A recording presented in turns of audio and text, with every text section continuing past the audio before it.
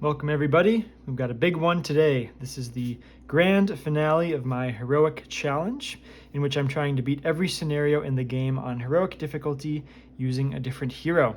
So today we are going up against Ronan the Accuser, oft considered, and I think not particularly close, the hardest scenario in the game. So we've got to break out the big guns to try to take him down. I said this is the grand finale, but I'm actually going to do this in two parts. So I've got a Star-Lord leadership deck here today that I'm going to try in this video. This is a very heavy rush deck, which I'll talk about in just a second. And, you know, when you look at the deck, if you sort of play it by yourself, you know, it's very possible to win the game in just 2 turns, possibly even 3 turns. So if we would just keep replaying over and over against Ronan, like eventually we'll win, just by the numbers wise. I don't know if it's going to be 5% or 50%, but the cards in various orders exist in a way such that this should be able to win. But so what I also want to do is play against Ronan with Spider-Ham. So I'm going to do a second video where I play a Spider-Ham deck, which is going to be a bit more on the controlling side, see if we can actually keep up with Ronan due to the tremendous resource generation that Spider-Ham has, and see if that is, I would imagine, if it can win at all, a more consistent win than with this Star-Lord Rush deck. So, grand finale here, but part 1 of 2, as I'm going to attempt with both of those heroes, whether or not I win in this video. But anyways, here we have this Star-Lord Leadership Rush deck featuring a Star-Lord custom art from The Winning Hand, which I obtained at the Con of Heroes 2025. So I do have to say, this deck is almost a card-for-card copy of a deck played by Descry Gaming. I watched a bunch of his videos where he's beating Ronan in 1 turn with various 2-hand combos, winning all kinds of games with he had a 4-deck, a 4-handed team that he did against some very hard scenarios, and in all of these like super high level decks that all of these super high level games he was playing, one of the heroes on the table was basically always Star-Lord, because the burst potential of Star-Lord is just insane. And we'll sort of talk about why that is. So I've changed maybe a card or 2 from Descry's Star-Lord list, but this is very much so that list. So I mean, obviously I'd like to think that I could come up with some of these things myself, but really I used his list as a starting point before building this. But the reason, maybe we'll kind of start at the end, the reason why Star-Lord can do so much damage is because of the event Sliding Shot.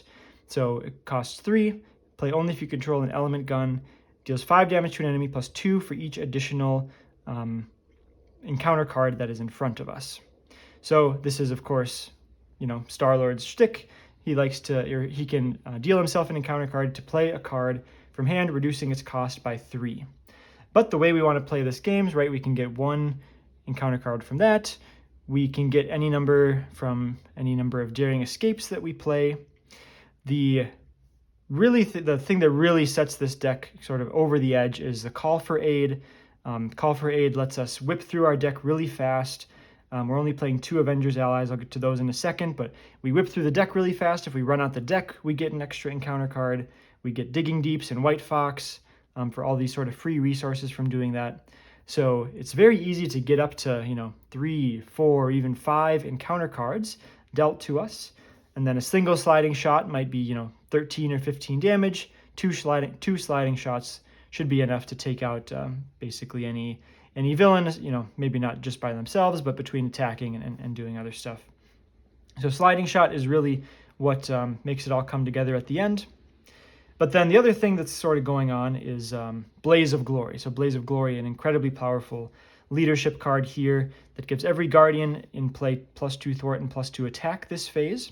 So Star-Lord, making every ally a Guardian, makes Blaze of Glory pump every single ally. So we can still play the best allies in the game while taking advantage of Blaze of Glory to do this huge burst over a single turn. It does deal 1 damage to each Guardian at the end of the phase, but we're basically not going to play this unless we're winning the game, so it's not even really a downside there. So The other key card that we sort of want to get out, assuming we have the opportunity, is Gamora. Gamora is going to function a lot like Call for Aid here. So after Gamora attacks or thwarts, we discard from the top of the deck until we get an event and add that to our hand. So we're discarding cards from the top, so we've got chances to hit White Fox and Digging Deep, but then we're also drawing into our events, all of which are extremely impactful, except for Gutsy Move. We're basically not going to thwart at all in this scenario because we're hoping to win in 2 turns, if not 3 turns. But, Call for Aid is excellent, as I just mentioned. Get Ready is maybe a funny one, but if we get Ready, we can just ready Gamora and attack again and get another draw. Because assuming that, she'll eventually run out of her hit points, but, Get Ready is still worth it there, especially if we've played a Blaze of Glory already, then that Get Ready is using the buff from Blaze of Glory again. So pretty potent combination there on Gamora. Blaze of Glory I mentioned, Daring Escape, free damage, it replaces itself with the draw. We do get the encounter card, but as long as we're winning the game on the turn that we're popping off with all of these things, that encounter card actually helps us, and we hopefully never have to draw that because we just kill the villain on our turn. And then, of course, drawing into our sliding shots, very impactful for ending the game as well. We've also just got Nick, just a solid card. We really want to have a blocker on turn 1, at least one blocker. And Nick just helps to cycle through things. He's just obviously one of the most efficient cards in the game, so Nick makes it in. Our Avengers that we will actually hit with Call for Aid are White Tiger and Kalu. So these are both allies that continue to draw additional cards, so they just keep the flow of cards going because we really want to be getting as many free resources as possible from these Digging Deeps and the White Fox. We're also very heavily indexed on resources. We have the doubles, of course.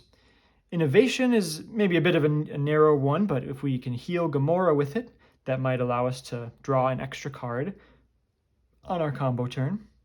Band Together extremely often is going to be 3 resources. Even though it doesn't seem like we have that many allies, we're probably going to get White Fox for free at some point.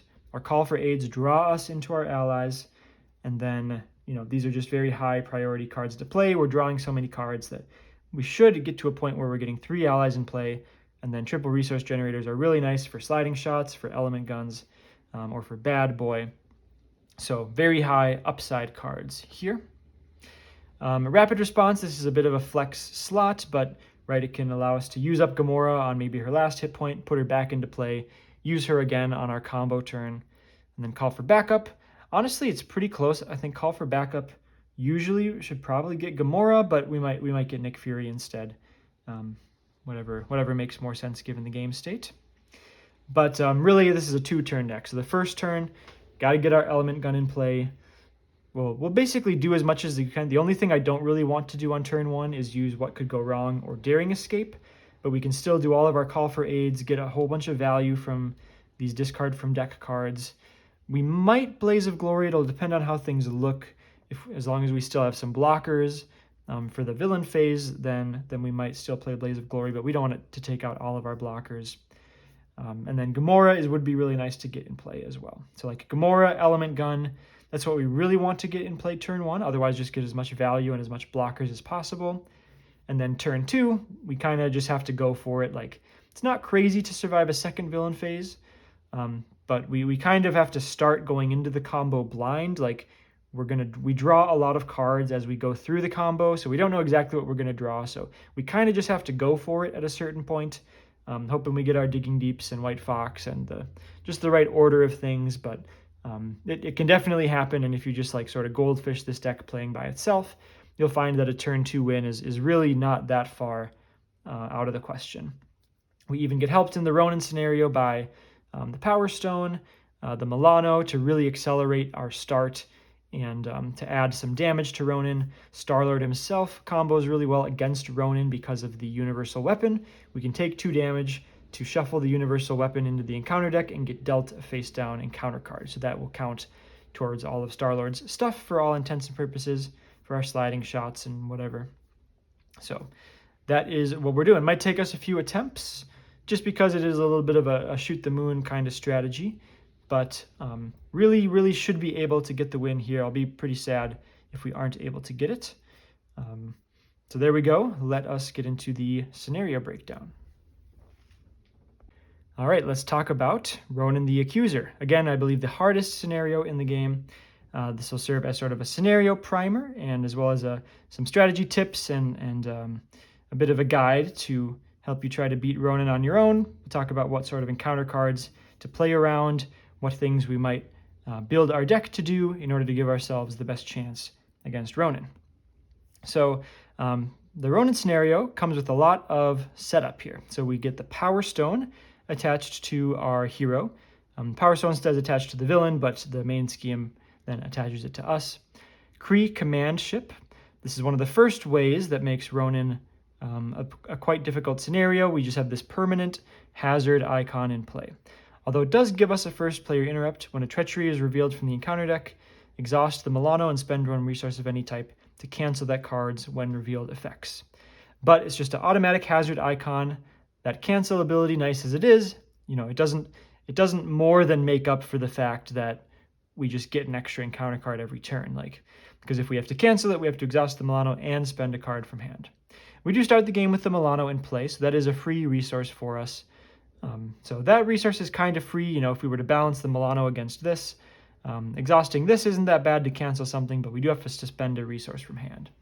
And then sometimes we'll get, minions and side schemes, and we have no way to cancel that. So that's the first thing that already makes Ronan quite difficult, is just the fact that there's that permanent hazard icon.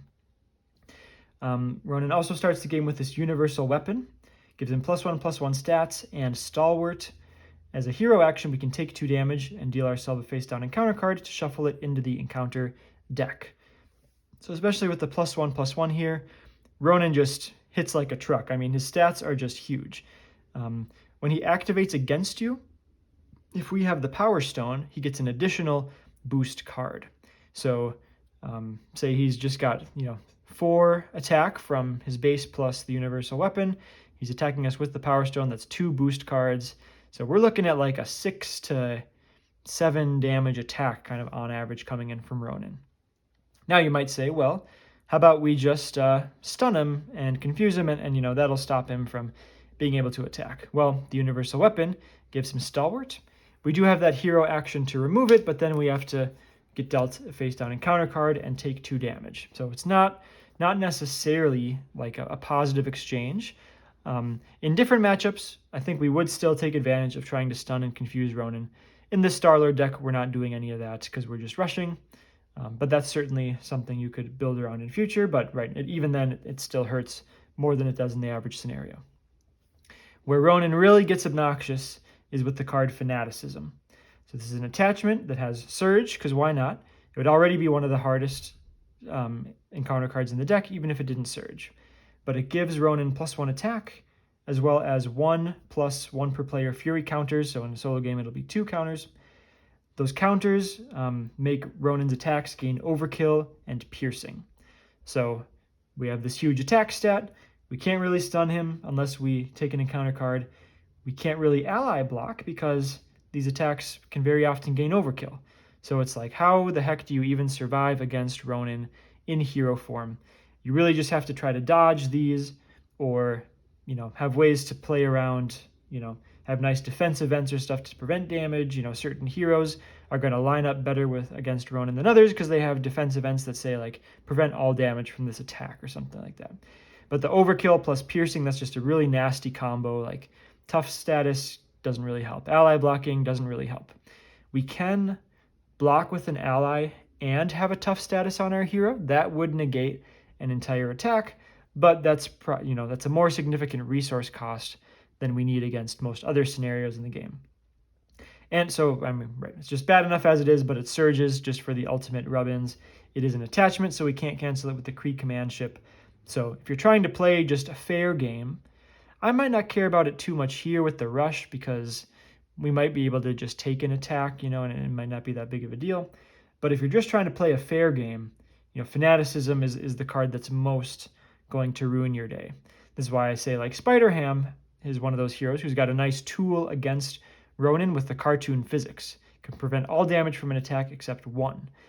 So that can really reduce honestly, with the Fanaticism, with the universal weapon, with either the Power Stone or 2 boost cards, it could literally be attacking for 9 or 10 damage regularly. So someone like Spider-Ham who can reduce that damage down to 1 with the cartoon physics, like that's a really useful tool against Ronan. If we look at the encounter cards, guess what? Even more attacks. 3, you stand accused. This is an extra activation that'll match the form we're in with either a scheme or an attack.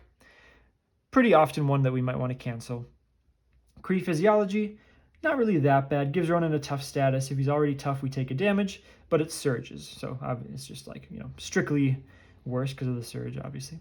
Single-Minded Fury, he'll attack us if we have the Power Stone. If it doesn't attack, it surges. Handful of handful of side schemes that actually aren't that bad for this matchup because we are just doing the rush. So these are actually all pretty much ignorable for us. Then we look at Kree Fanatics. So this is not a mandatory modular set. So if you wanted to make Ronan easier, you could swap these out. But here we have 3 boost effects that give an attack overkill. So we might think we have a nice ally block lined up. Ronan doesn't have fanaticism, but we pull We pull Kree Private as our boost card. Now we're taking all that damage, and that might just kill us.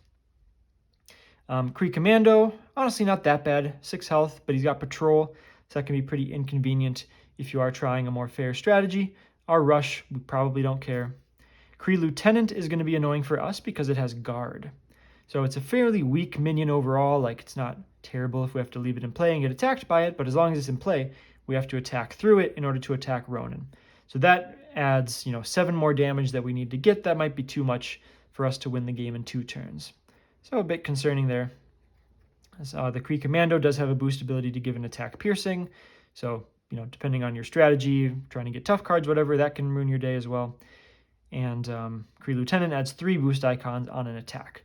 So these guys just make attacks pretty miserable. And then a combat armor card here that doesn't matter too much. We've got the Ship Command modular set. I'll save some time. We've talked about that in previous videos. But just overall, Ronan hits for a bajillion. Ally blocking isn't always an effective remedy. Stunning and confusing isn't the most effective remedy like it is in other scenarios. So it's just really hard not to die to Ronan in hero form. We do get a fair amount of margin on the main scheme. So the main scheme threshold is 7 and then 10. Notably, when we go to the second stage, we give Ronan the Power Stone, and then we cannot remove threat from this scheme unless we take the Power Stone from him. But the threshold on its own is kind of high. Now that being said, when Ronan schemes, he might often scheme for 7. So maybe it doesn't actually matter that much that the main scheme threshold is kind of high. But just there's hardly any encounter cards we don't care about in a control strategy, because just everything is a lot of damage, extra activations, all just the worst kind of stuff. At least in the rush strategy, we can ignore some of these side schemes. Some of the minions aren't really too bad. Ship Command cards overall aren't that bad. We might just have to exhaust the Milano or take a little bit of damage. Yeah, so all I can really say for strategy is try to find some way to either end the game fast, so you just don't have as many villain phases, because eventually you're just going to get the worst villain phase you've ever seen in your life, and Ronan's going to murder you. So either try to end the game fast, or make sure you have some way to survive all these overkill attacks. You could maybe even play stuff like Target Acquired. I'm going to have a copy of that in my Spider-Ham deck. That can cancel a boost ability, so you can cancel the surprise overkill from Kree Private. Like I said, ally blocking while your hero has a tough, you can do stuff there. Heroes like Spider-Man who've got a backflip that can prevent all damage from an attack. Those are sort of the best matchups against Ronan. So I think there we go. Obviously, for this video, we've taken the rush approach. We're going to try to win in 2 turns. As bad as his encounter phases are, if we only have to deal with 1, there's a good chance we can survive 1 villain phase. So hopefully we win the game on turn 2 to not have to deal with it anymore. And if you want to dig even deeper into Ronan, if you're aware that my channel exists, you're probably aware of Web Warrior Fanatic, who has lots and lots of Ronan gameplay videos showing how to beat Ronan with several different characters, so you could learn a lot from his videos as well. But here we go. We've talked about our Star-Lord deck. We've talked about Ronan. We're ready to get into the gameplay. Here we go for all the marbles. Main scheme 1A tells us to put the Kree command ship environment and the Milano support into play. Attach universal weapon to Ronan. Attach the power stone to the first player. So we got all those things out already.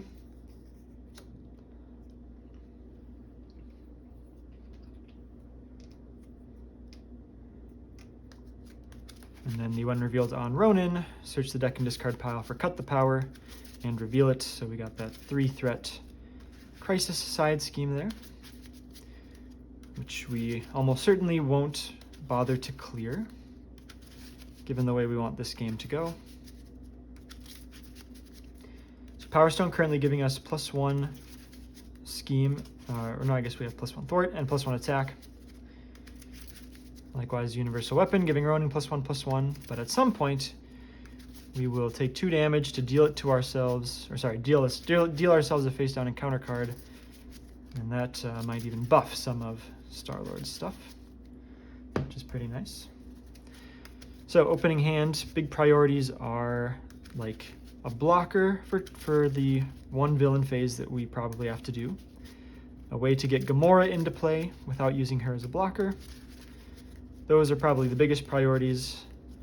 Of course, we will try our best to get Element Gun into play, though we get one from Peter's ability spotted, so not something we need to dig for necessarily.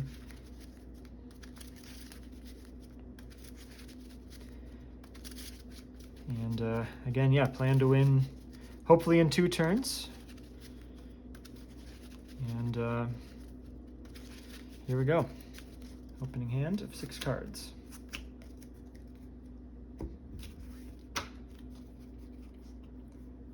All right. So, Daring Escape and Sliding Shot are definitely mulligans. So I like keeping a Digging Deep in hand, actually. We'll put it on top with Smooth Talker. Now we've got 2 double resources. I'm actually going to keep both, even though we don't have anything to use them with yet. Call for Aid is going to draw us a 2-cost card. Both of our Avengers draw additional cards, so I think we're going to see enough cards. We've got enough opportunities to use those. But I don't think Sliding Shot is the move turn 1, so I'm going to mulligan Sliding Shot and Daring Escape. So redraw 2 off the mulligan. We'll Smooth Talker to put Digging Deep on top. Swapping with a Nova Prime, drawing a whole bunch of irrelevant cards here, unfortunately, but we'll get White Tiger and Kalu, so Call for Aid. Sorry, flip to Hero Form first. Call for Aid. We'll go put that Digging Deep in hand as we discard past it. There's a second Digging Deep. And White Tiger.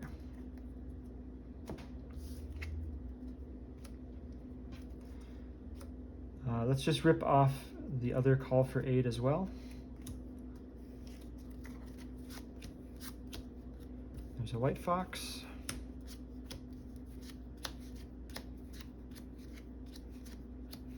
There's Kalu. So we discarded past Call for Backup and a second Sliding Shot, but not Gamora yet. Oh, shoot. Ah, crap. Forgot to go get Element Gun. Funnily enough, we haven't even seen it yet, so I don't think I wreck anything by just searching for it now. Of course, the deck is just as random at the start of the game as it would be now, so sorry about that.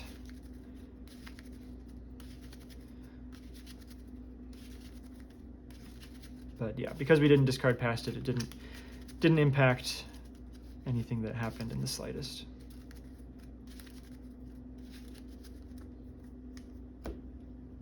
All right, let's pay 1, 2, 3 for White Tiger and draw 2 cards. There is Gamora.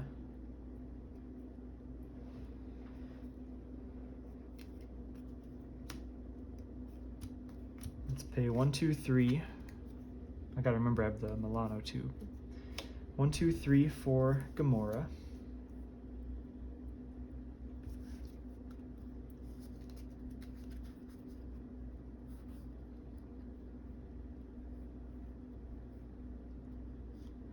Okay, let's play the Element Gun.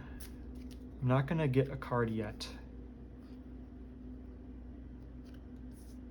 1, 2, 3 to play the Element Gun.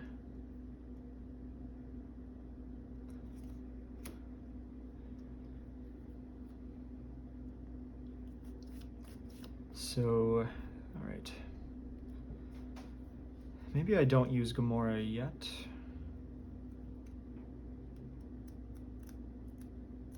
Well, let's think. I still have rapid response, I think.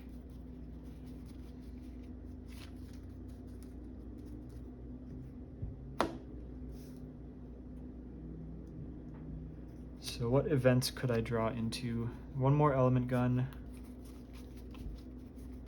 One other Get Ready. There's a Blaze of Glory.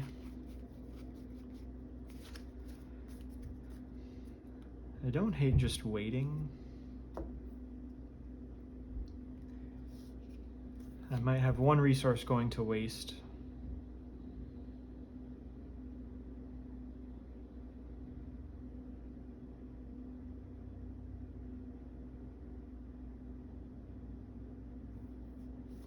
How do we do this? I think Element Gun, spending Kalu to deal 3 piercing to Ronan.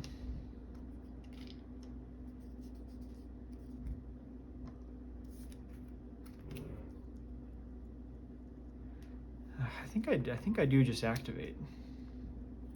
The Star-Lord will attack for 3. Well, no, sorry. Let's attack with Gamora, see what we might draw. 2 damage. Response, discard up to an event. It's Blaze of Glory. So I could use what could go wrong to play Blaze of Glory. That gives me 6 extra damage. But then White Tiger dies before she can block. White Fox can still block. I am gonna save it in hand at the very least. Ah, shoot, my air conditioner, sorry.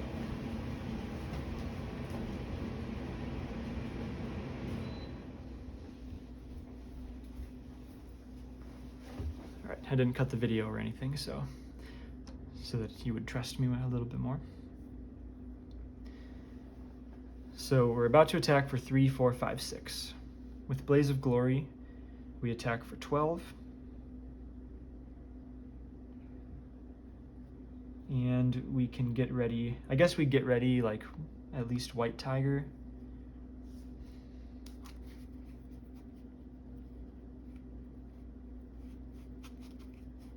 How many Daring Escapes are left? 2 Daring Escapes. So when we advance, we get the Superior Tactics side scheme, which is fine. And he's just got Retaliate now, but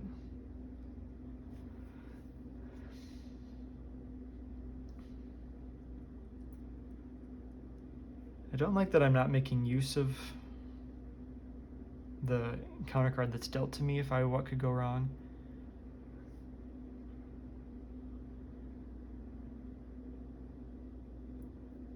So I have a Blaze of Glory.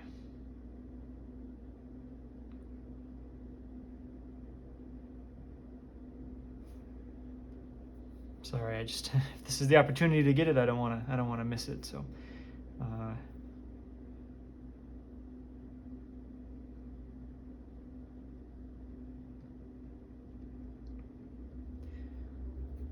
It's like honestly looking like we're very sure to get it next turn. So like, why even take the risk?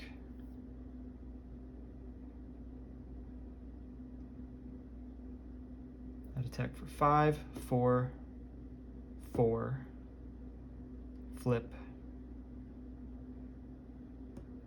We've kind of wasted on the tough. Okay, I'm not going to play Blaze of Glory here. Do I play Get Ready on anybody? I think I'm going to draw one more Get Ready still. I'm just going to do a very quaint little Get Ready on White Fox for 1 additional damage. So Star-Lord attacks for 3. White Tiger and White Fox attack for a total of 3.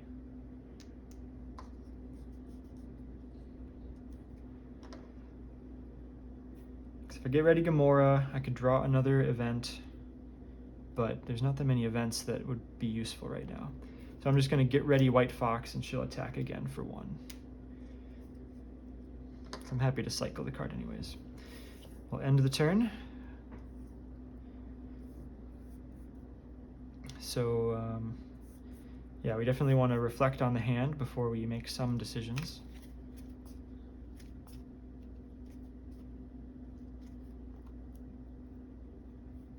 All right. Well, we got a Daring Escape for a draw, but actually not as much gas as I would like.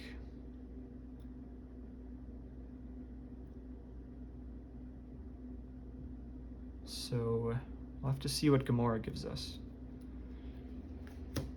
We did draw another Element Gun, so we wouldn't have to cancel a Caught Off Guard.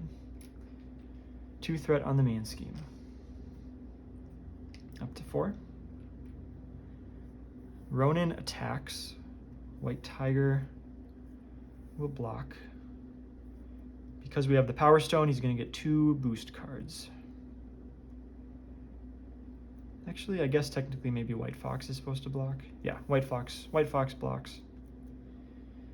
2 boost cards, hopefully no overkill, no boost abilities. So White Fox will just die.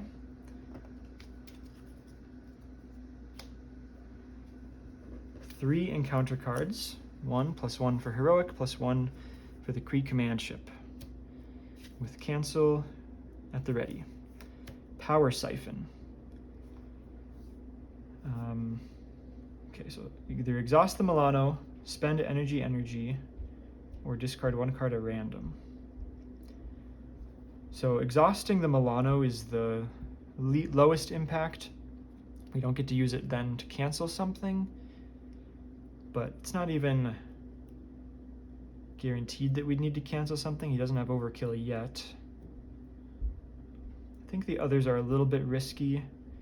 Let's exhaust the Milano. So I don't want to do energy because that'll get rid of Daring Escape, my only draw. If I discard a card at random, I could lose Blaze of Glory, which would be bad. So cross our fingers here. Shadow of the Past. So if I'm not mistaken, nothing actually hurts us here because we get 4 threat. There's a hazard, but if we win, it doesn't matter. And then Mr. Knife gives the first treachery, revealed each villain pays surge. We have already revealed a treachery, so nothing will surge yet. And then last card is going to be an assault.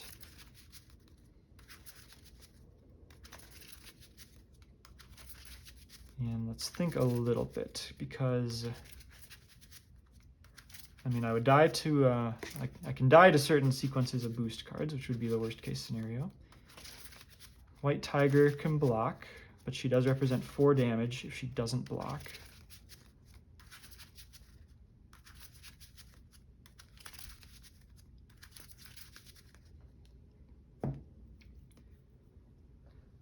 So let's just think about the turn a little bit. Blaze of Glory.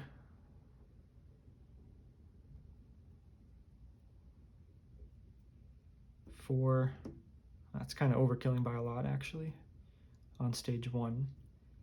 Element Gun down to 22. Sliding Shot, we could make 11.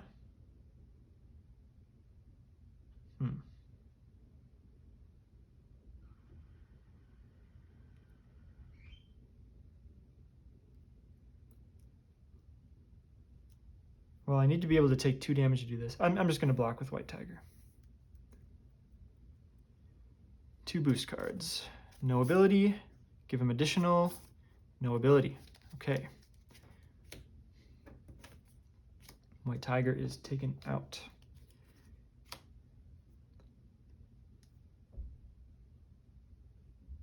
All right. So,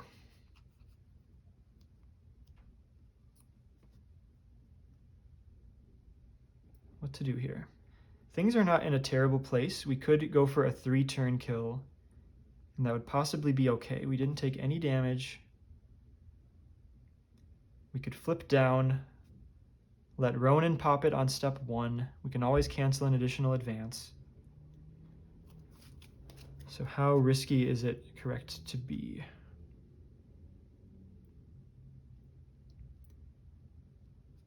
I guess we can just sort of get things started and then adapt.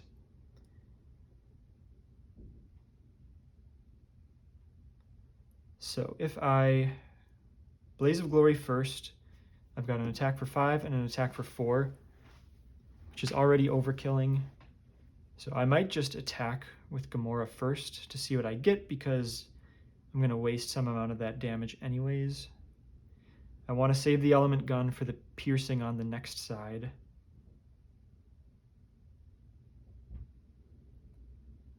So yeah, I think I just attack with Gamora first before even doing Blaze of Glory. There's maybe a small world where I don't even Blaze of Glory, so let's get the information first. Attack for 2 on Ronan. Discard from the top. Okay, there's a sliding shot. So now Star-Lord attacks for 4, so now I will play the Blaze of Glory.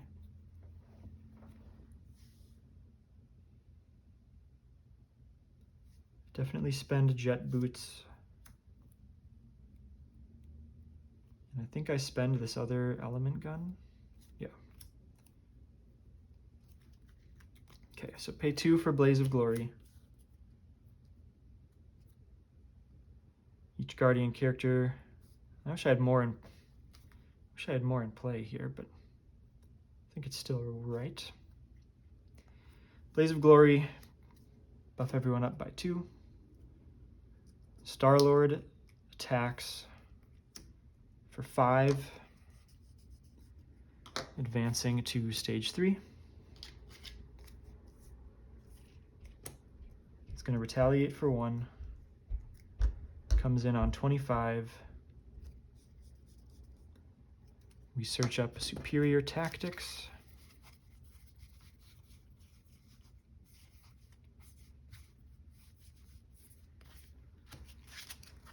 So that is going to attach Power Stone to Ronan.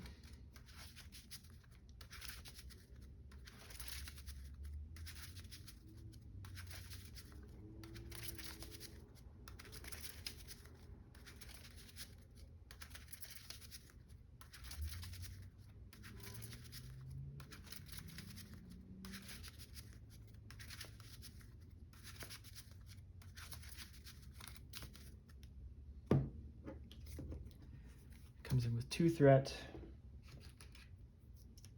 Power Stone goes to Ronan.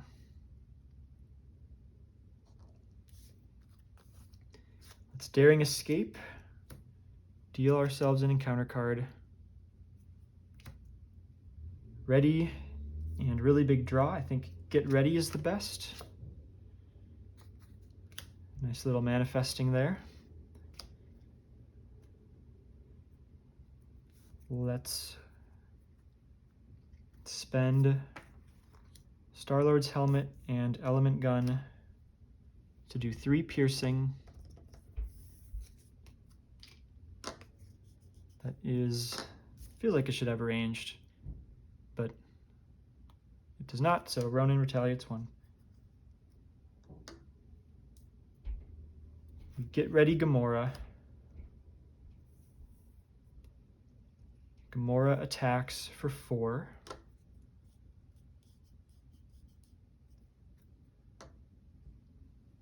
I'm just going to double check everything here. So Power Stone can't be unattached.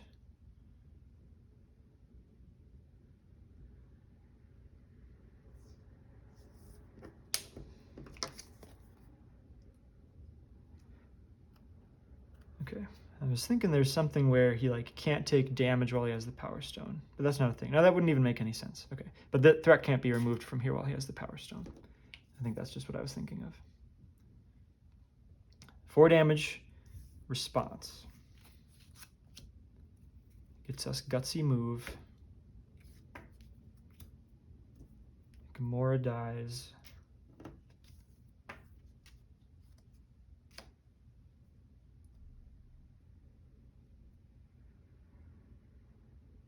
Ha, we're 2 away.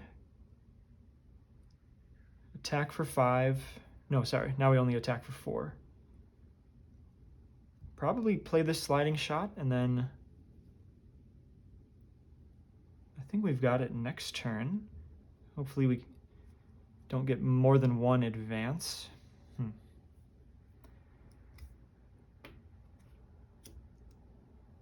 I might actually just want to thwart this. I'm attacking for 4. I could deal myself a thing, deal myself a thing. I've got 3 encounter cards dealt.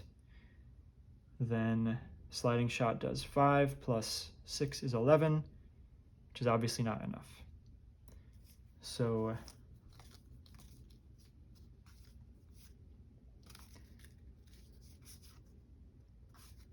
I think it's worth it to thwart down Budding Crime Syndicate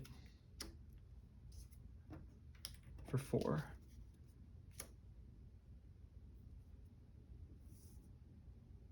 And then I don't like actually the deck here. We've got Nick to help get things going again, but we're missing Gamora. We're out of sliding shots. There's one more Daring Escape. One more Dig Deep maybe.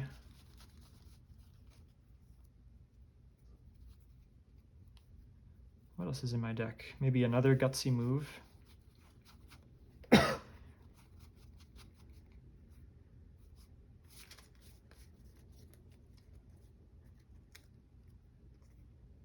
I think I need to do this sliding shot, but I don't think I need to do it enough. I don't think the 2 damage is worth the weapon. Is there even a world where I sliding shot Mr. Knife because he's going to give the first Treachery Surge?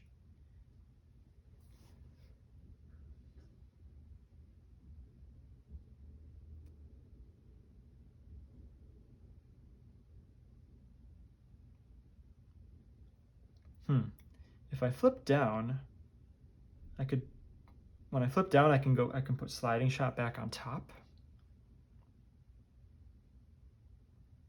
I'll still get a chance to do it for 3. I kind of like the sound of that. Oh, I bet we'd have a bunch of band together left. I don't think I've seen many of those. 1. Okay, there's still 2 band together left, which isn't going to look great. We've still got Nick in the deck.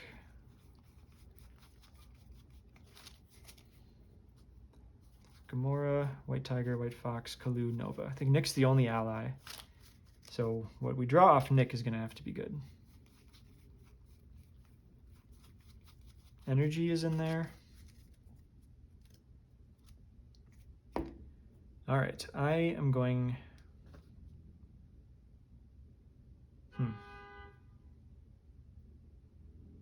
Okay, yeah, I'm going to flip down. Swap sliding shot with the card on top. I wouldn't have minded Bad Boy when I was in the other form. But I think I just got to discard both of these because they're not going to help us win next turn. Ready up and cross our fingers. For a split second there, I was surprised to see a sliding shot, but then I remembered I just put it there.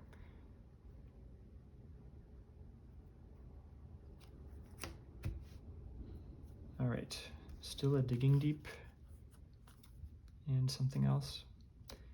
2 threat on the main scheme, up to 6 out of 7. Ronan schemes for a bajillion, advancing. Attach the Power Stone to Ronan. If it's already attached to him, give him a boost card. Take what is mine, so now it cannot be unattached from him. Mr. Knife schemes for 2, up to 3. So now we get our 3 encounter cards dealt, and note that the first treachery will have Surge. Okay, blind side. Getting stunned might be okay, actually. I don't want to exhaust the Milano yet or spend physical. So we'll get stunned, and that will have Surge. There is a Fanaticism, which, because we're in alter ego form, might not actually matter. And that will Surge. Kree Physiology is going to give Ronan a Tough, which doesn't matter because we've got the Element Gun. But that is going to Surge naturally. Under Fire, number 1, Special Delivery. We may exhaust the Milano if we do not the Villain Scheme, so we got to stop that. Under Fire, number 2 is going to be a scheme that will 1, 2, 3, 4, 5, 6. That seriously doesn't end it. 1, 2, 3, 4, 5, 6. I mean, these are things if it's an attack, so if that ends up winning us the game, that's unbelievably lucky. Was that 2 under fire cards? Yep, Special Delivery and then Advance. That is under fire done. Only 3 more to go. Advance will end it. All right. I think that game, yeah, we didn't get the high roll for a turn 2 win. So Shadow of the Past hurt a little bit, made me have to thwart a thing. Got 1 additional Surge, but I don't think we would have won that anyways here. Kree Private would have been fine. Hull Breach would have dealt us 3 damage. So I guess if we got something besides the Advance, we would have been okay. And I guess Underfire drew us to the Advance. So very much in play here. Let's try again. No deck changes here for game 2. We got all the stuff attached that we need. And we'll try again.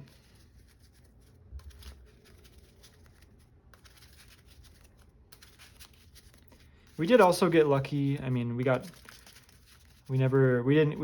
2 attacks with 4 total boost cards, and none of them had overkill. We might not get that lucky in the future.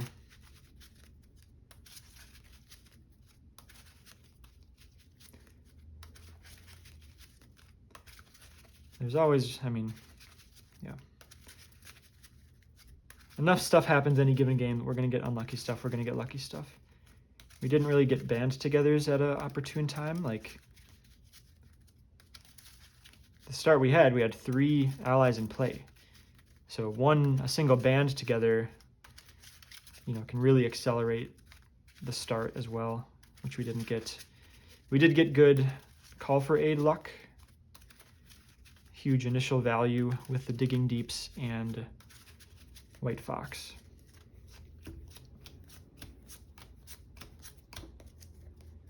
Don't like getting this many sliding shots right away.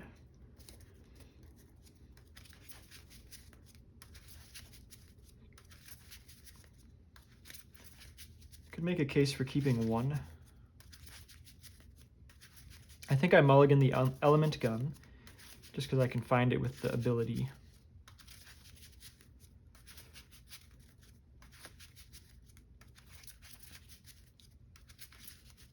But 2 seems, without having a hand that's already like known that it's going to pop off, doesn't feel right to keep 2.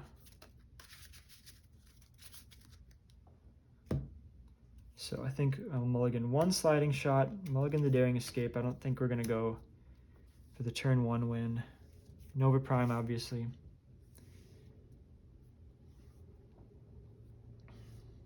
Band together is interesting. I probably mulligan it, just because we don't have anything going on yet. I'll keep the other sliding shot because since we've already seen 2, like, I probably need to play 2, even if one of them is this turn, to win on turn 2. Oh, and then I said I was going to mulligan the element gun as well. So 5-card mulligan.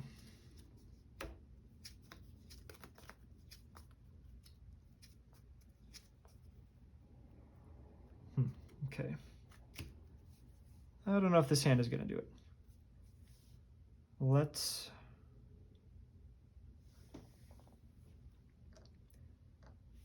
think about swapping something on top.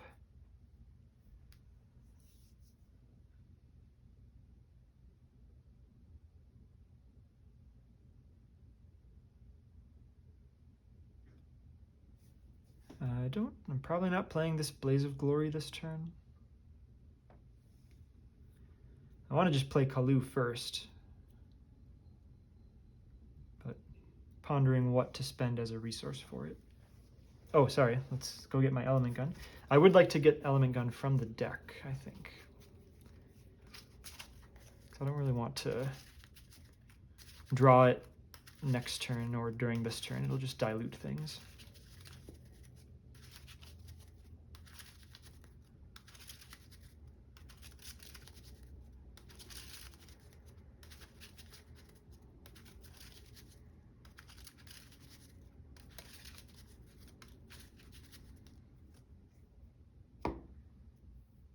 All right, let's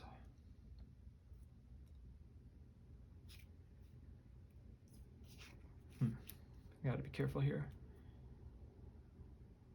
I think I play Kalu first, then these become resources.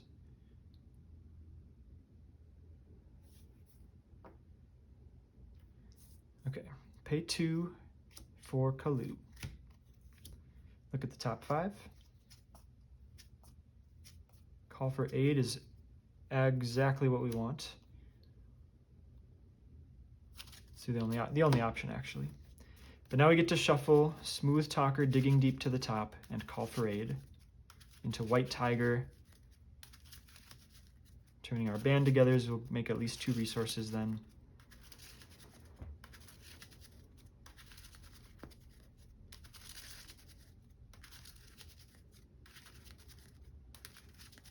And if we get White Tiger, there'll be 3. So, Smooth Talker, Digging Deep to the top. Ah, what are the odds of that? Well, I guess it's 1 in however much the deck is.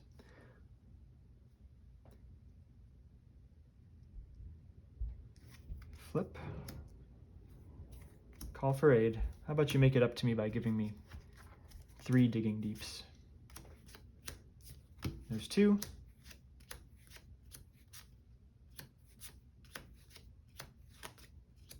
There we go. So now we're just going until we hit White Tiger.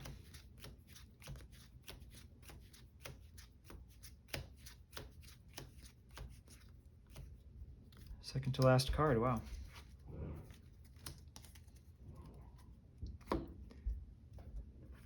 Well, we're gonna get an encounter card just from going through the deck.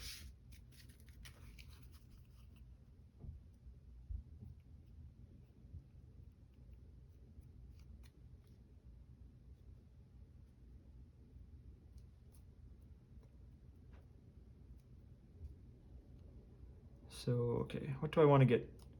I mean, I really want to get the sliding shot back in the deck, but we know we're going to get 2 back in the reshuffle, so looking at what to spend here as I play White Tiger. Do I want to get, I basically have to choose if I want a White Fox or a Digging Deep back in the deck. It's probably Digging Deep, honestly, because my allies are going to be pretty full. Let's pay 3 Digging Deep for White Tiger. Draw 2 cards. Ooh, that is just going to be a free sweep.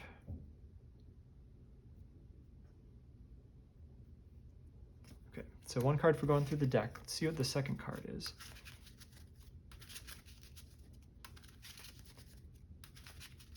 because that's just going to be one resource to draw 3 Digging Deeps and get an additional encounter card dealt.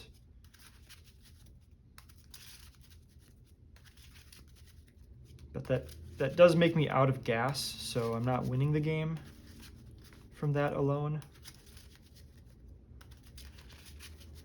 The second card has got a lot riding on it.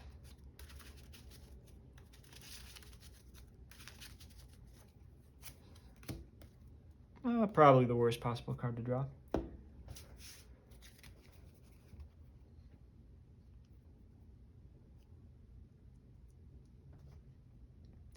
So I don't think this Call for Aid is worth it, but I might keep it. I probably keep it in hand for next turn. If I draw my second Call for Aid, it's going to be awkward.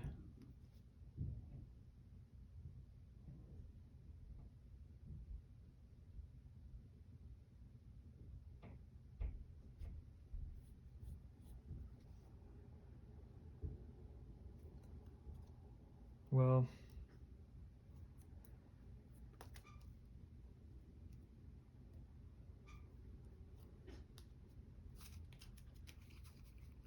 if I do the ability for White Fox,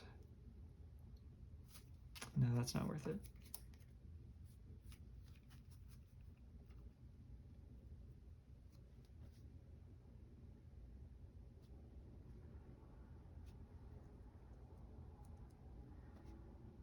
Okay, because I'm just working out the timing of trying to turn my band togethers into triples, but also playing as much stuff as I want.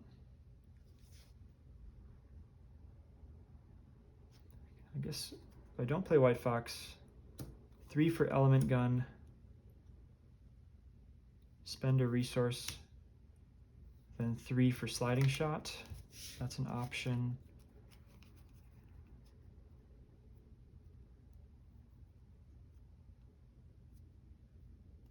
Or I Call for Aid. Honestly, Call for Aid is just the same as using Star-Lord's ability, really. So I could use Star-Lord's ability to play White Fox. Then we get Sliding Shot, Element Gun, plus a resource, plus keep Call for Aid in hand for next turn. I think I do that. So Star-Lord's ability for White Fox. Band together for Element Gun. Spend, unfortunately, a triple resource, but that's just the hand I've got. To activate Element Gun, dealing 3 piercing, down to 15.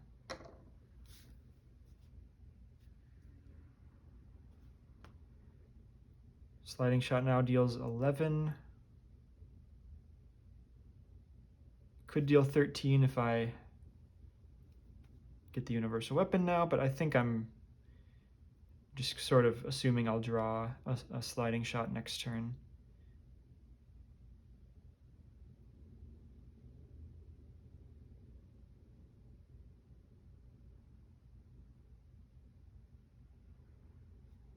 So no, I just don't think it makes a difference. Okay, so pay 3 for Sliding Shot, which will deal 9 damage because we've got 2 cards dealt. 15 down to 6.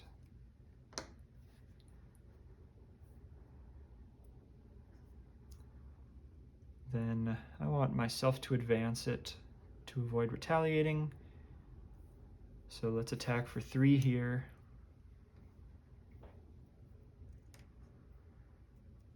Down to 3. Star-Lord attacks for 3. We advance. Gets tough. 25. He'll get superior tactics and take the stone.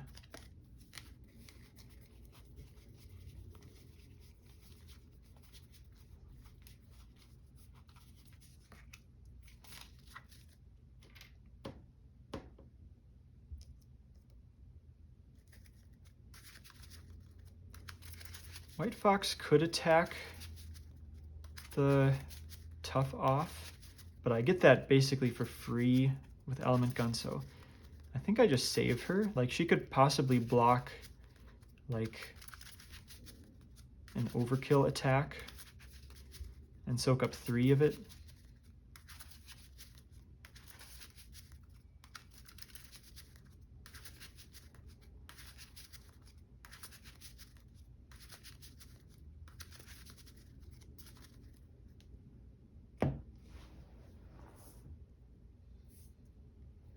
So I think I don't do that. I keep the Call for Aid in hand as planned.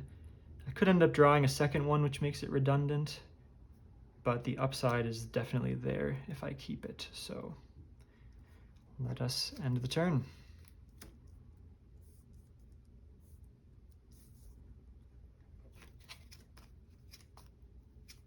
Ooh, Blaze of Glory.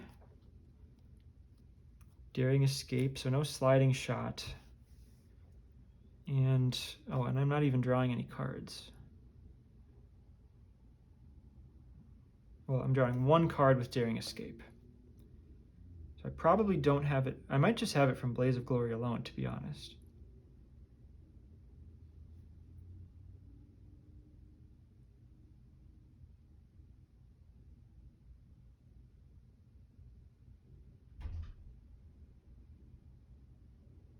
But I need to draw something else to do. And I think I still block these attacks. 2 threat on the main scheme.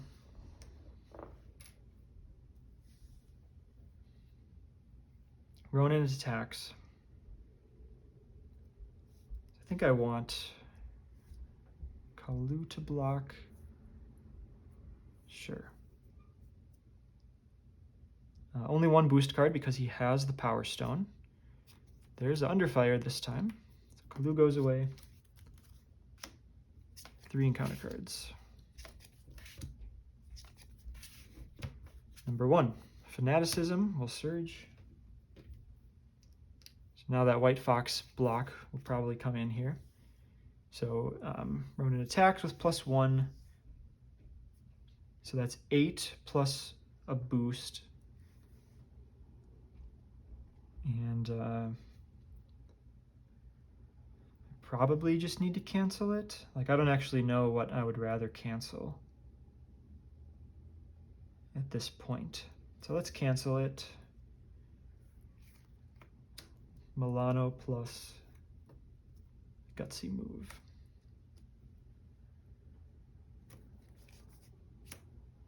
Number 2, Kree Private, Quick Strikes for 1. Not that big a deal. Power Siphon. Either spend energy or discard a card at random. So I do have the energy to discard. I actually think I'd like just spending that.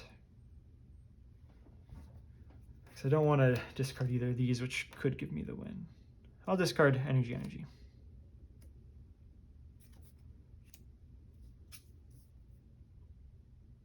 Oh, did I? Hold on.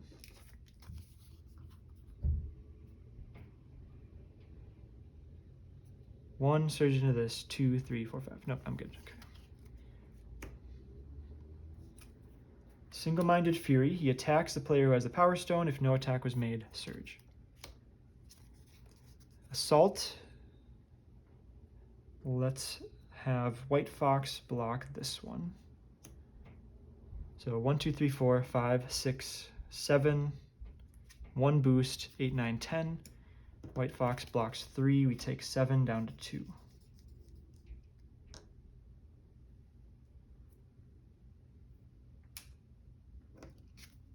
And then Assault will do it. Yep, no way to get around that. Try number 3. Here we come. Attempt number 3. Here we go. Some time has elapsed for me, so I might have not quite remembered some of the things that happened in previous games by now. But one thought I had, I might adapt a little bit, is like saving Gamora for the combo turn. like if I play her turn 1, like not even attacking with her, just because she's really the only get ready target.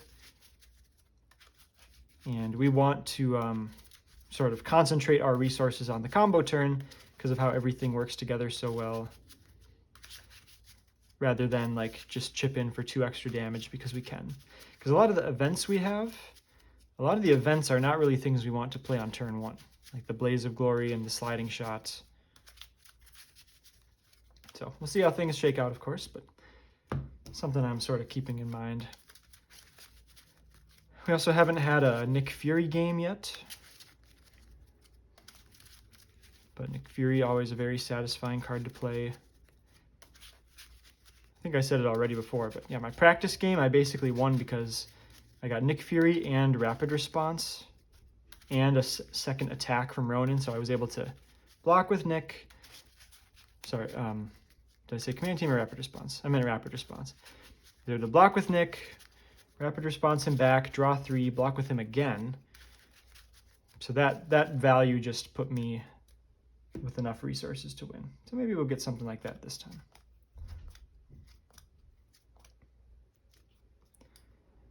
Okay, well, there's Rapid Response. So I'm thinking I should keep Call for Aid, just because that generally helps get things going. But I almost don't think I keep anything else. I maybe keep Rapid Response for that reason I mentioned, some of the combo potential, but without anything else in hand, it seems a bit risky of a keep. I guess if I Call for Aid and get Kalu, like Kalu's a decent thing to get in on Rapid Response. And then I could maybe keep Band together, since there's a semi-decent chance I end up with 2 allies in play, and that just acts as a double.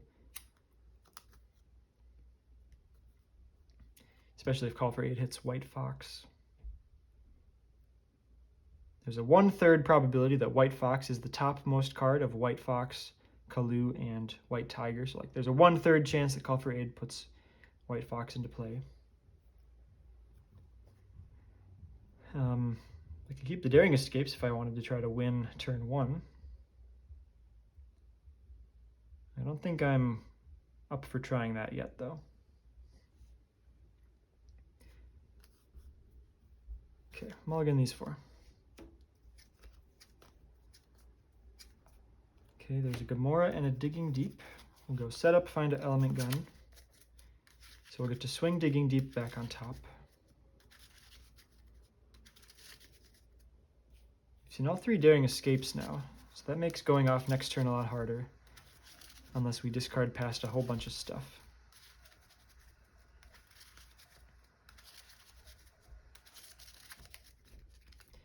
I also haven't tried doing like a safer 3-turn win yet. Like we could just thwart cut the power.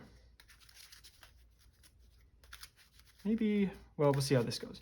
If I go for it too hard here, maybe game 4 we'll go for a 3-turn win. Let's Smooth Talker to put Digging Deep on top. For once, not drawing a separate Digging Deep.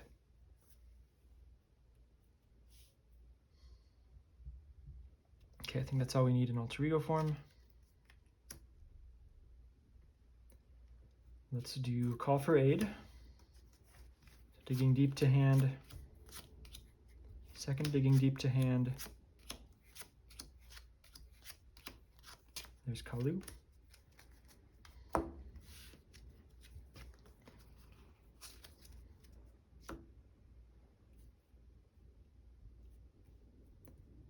think I'm going to end up playing Kalu and Gamora, so maybe we just Kalu to see what we get for a little bit more information.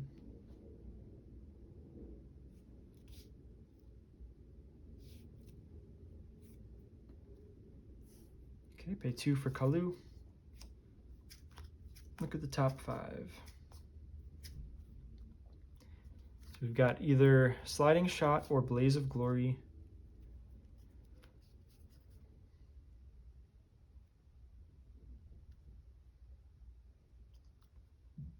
I already have a Blaze of Glory in hand. It's more a question, which one do I want to leave in the deck? I think I'm going to leave this Blaze of Glory in the deck. So let's take this sliding shot. I don't know if that's right.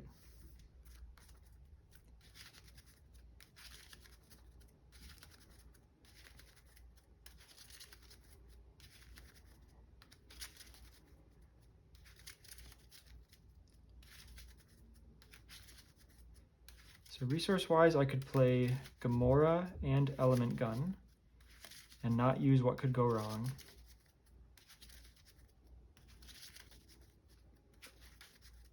I could use What Could Go Wrong, which would let me play Gamora using that. 3 for Element Gun would leave me 2 for like a rapid response. So I'm exchanging an encounter card for a rapid response, which I guess makes sense because it's a 3 ER ability, so we can get an extra 3 ER card in play. I feel like that's generally worth it. I mean, basically it's worth it except for the times when our attacks get overkill. And then another question is, do I use it when I block with Kalu right away? This pattern is not involving using the Element Gun at all.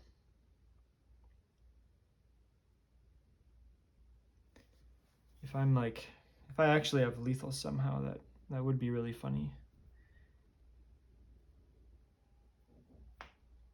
But we've got to be too far away from it. Oh, I don't even have dials. Okay.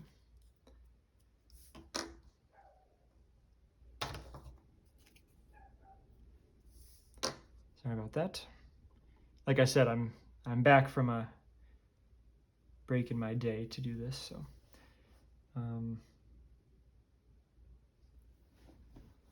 it's not like I really needed to use the Element Gun. Might make a 2-turn win hard.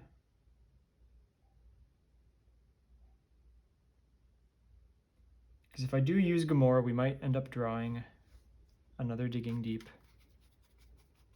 Well, if I just use Gamora, we'll get a resource, which I could use to activate the gun. Even though I said I'd like to save Gamora, that might just be worth it. All right, well, I might regret this, but let's do What Could Go Wrong for Gamora.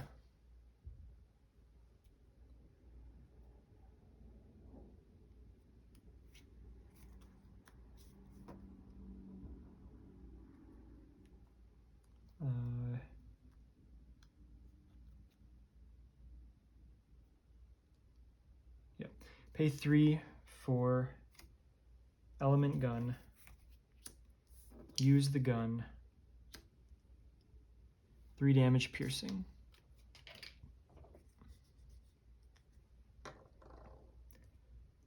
Gamora attacks for 2. Oh, there's a Digging Deep.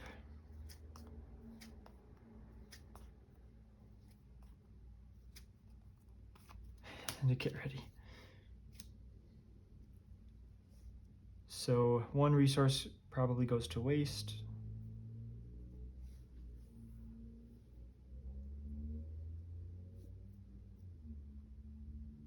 Could keep this Blaze of Glory in hand, but we know that there's a Blaze of Glory in deck still.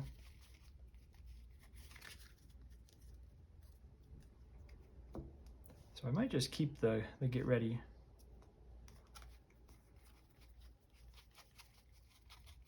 Innovation is still in deck. Okay. I'm going to pay these 2 for rapid response. Now, I might actually think a second about thwarting Cut the Power. Because I feel like a 3-win turn is pretty easy to make happen from our side. Or a 3-turn win is easy to make happen from our side, but we have to survive 2 villain phases. That is the harder ask. It's just like, am I ever gonna thwart the main scheme? Like, probably not. So, okay, we'll just attack. Attack for a total of 4.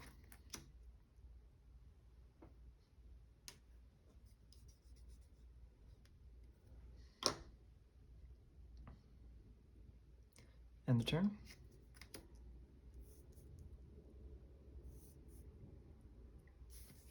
So with this Get Ready, we could possibly save Rapid Response for Gamora. It's not like Kalu is a insanely good Rapid Response target, like we're losing so much value.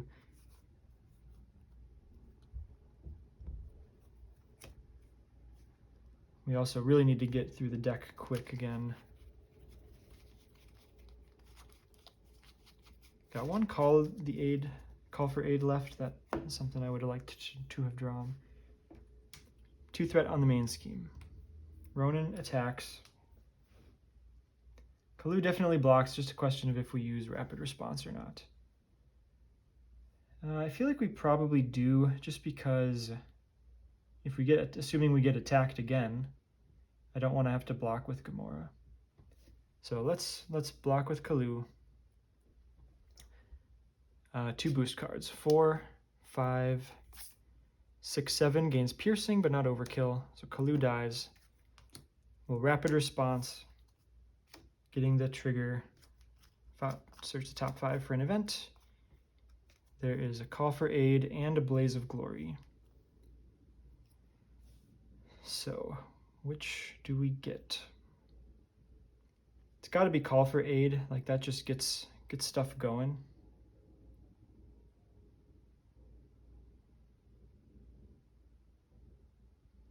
We know White Tiger is still in the deck.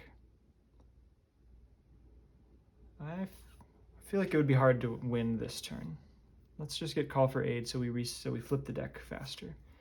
Since we're going to shuffle here anyways, I'm just going to take a look at what's still in the deck.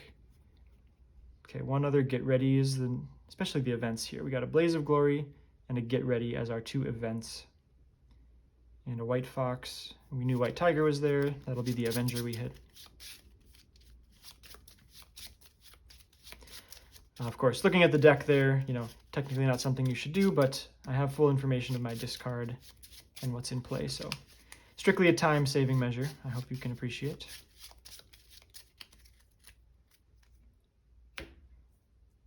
Okay, then 3 encounter cards, total of 4. Shadow of the Past, which we've seen like every time. Since I think I want to win this turn, since I don't want to win this turn, I think I canceled this because it's just kind of a lot to deal with. Next villain phase. So we'll do Milano +1 from hand. Cancel that. My cancel's gone, but really that's the best thing to cancel. So here's an extra attack. Kalu blocks 4, 5, 6 with piercing, but no overkill. So we're still good there. If we get attacked again, now that's going to be tricky. Banishment is our obligation. Interesting. We either discard an element gun from play or flip an exhaust. Flipping an exhaust seems way better. And now we probably don't get attacked again unless it's Single-Minded Fury. This removes banishment from the game. Kree combat armor attached to the enemy with the highest attack. Reduce the amount of damage it takes from each attack by 1. Okay. Well, really is not that bad, because our sliding shots just do so much damage that we probably don't care about that. So I've got the opportunity to smooth talk.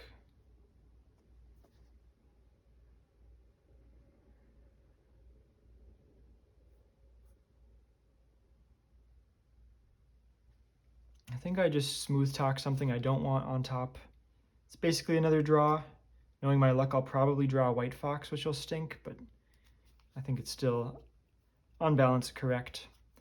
So let's smooth talker, leader of the Guardians. We did not draw White Fox.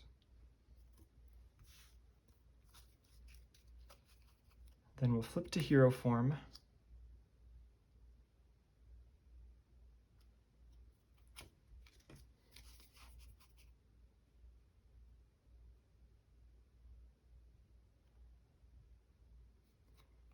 Okay.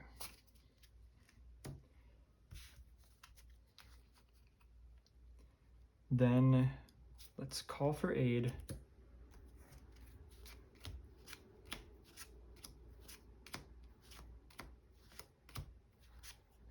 Last two cards. White Fox. There we go. And then we'll put White Tiger to hand. Getting an encounter card. I don't think... So this is discarding cards. I don't actually think this call for aid makes it in the reshuffle. I might have played that wrong in a previous game. If so, I apologize. But now the world is our oyster here with a lot of stuff. Kree Combat Armor, it's 3 resources of the same type to discard.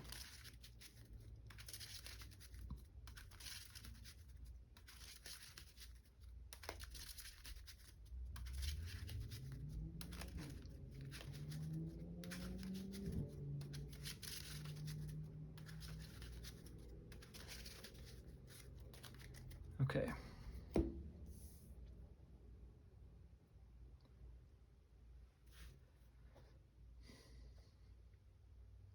So the question is, do I keep activating Gamora?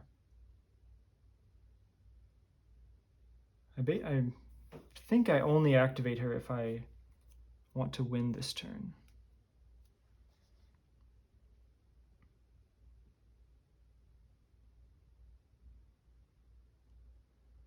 I've got... If I try to win, I do my ability. I play White Tiger for free and draw 2 cards.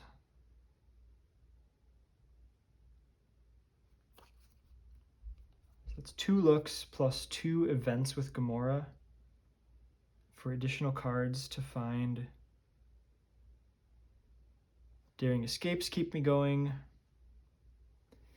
This is one where I'd love to just like split the realities here and play out one game where I go for it and one game where I don't.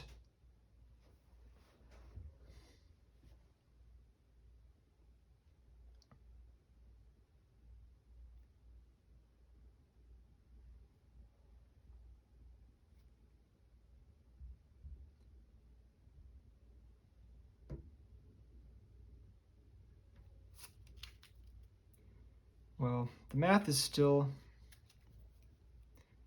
We didn't see any of the overkill effects, so that means we're a little bit more likely to get overkill stuff this time.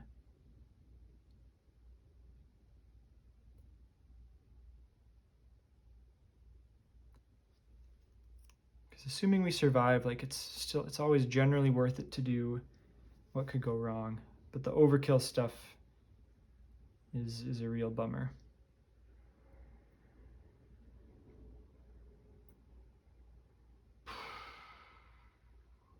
I could draw into Bad Boy again, I guess. All right, screw it. Let's do what can go wrong for White Tiger. Draw 2 cards. Blaze of Glory.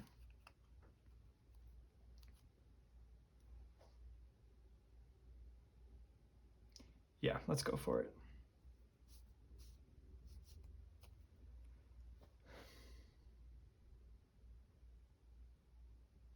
Yep, screw it. Let's go for it. Pay 2 for Blaze of Glory.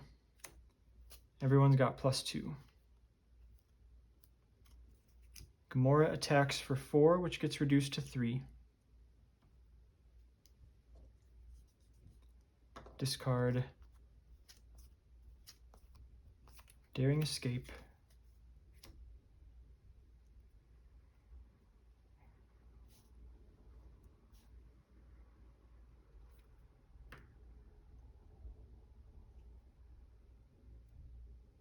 I'm gonna run out of draws pretty quickly, but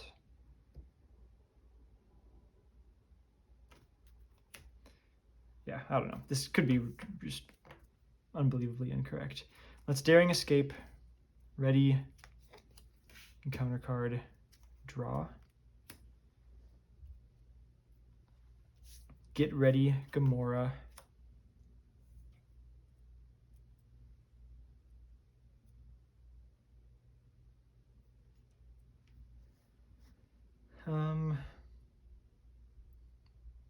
We attack for 5 right now.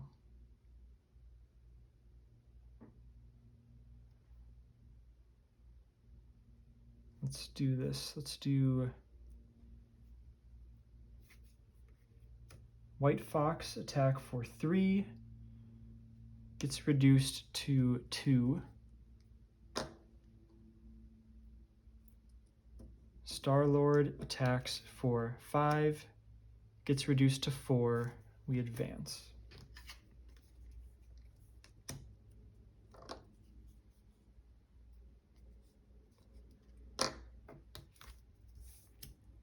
Move the Power Stone over after we get superior tactics.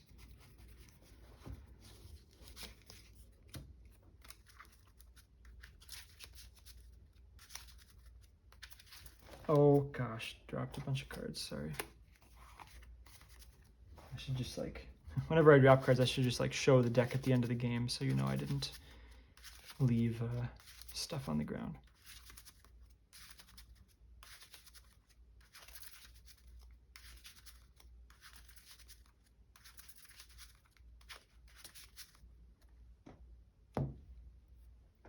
Comes in with 2 threats.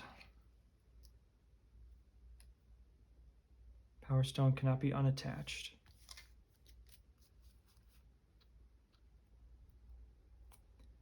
Element Gun, paying 1 to do piercing, and then 2 damage goes through. I'm going to do a little, just to remind myself that I already used What Could Go Wrong. That sounds like the kind of thing I would forget that I did. Unfortunately, Gamora basically has to hit a sliding shot here for me to have any chance, I think. Maybe a call for backup keeps things going, which might be okay. But Gamora attacks for 3, which is 4 minus 1. And big discard here. Upgrade, shoot, probably the worst possible card. Blaze of Glory. So not getting into a sliding shot is probably going to doom me. Might as well play it out.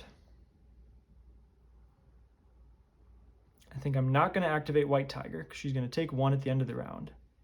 I want her to be able to block, assuming we don't get overkill stuff. We should be able to win from 20 fairly easily next turn.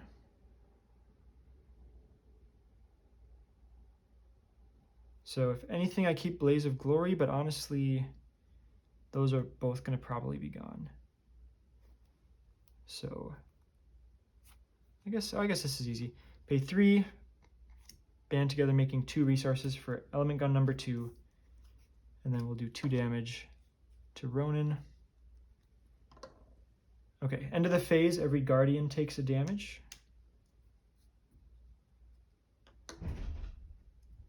And then we hope and pray. 6 encounter cards going to be incoming.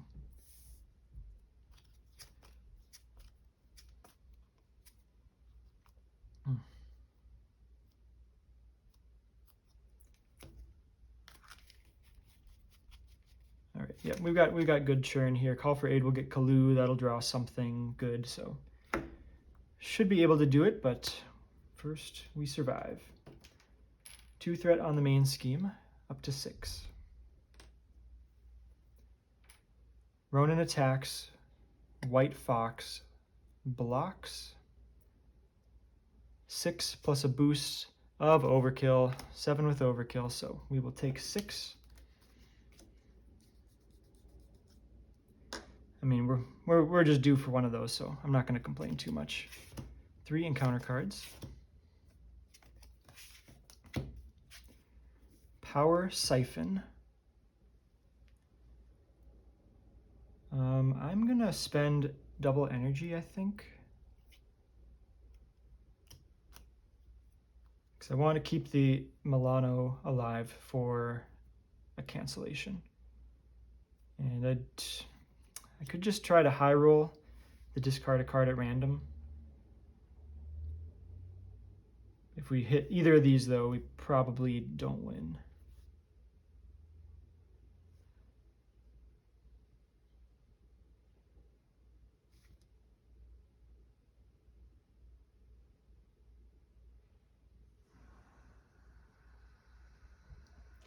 It's probably... I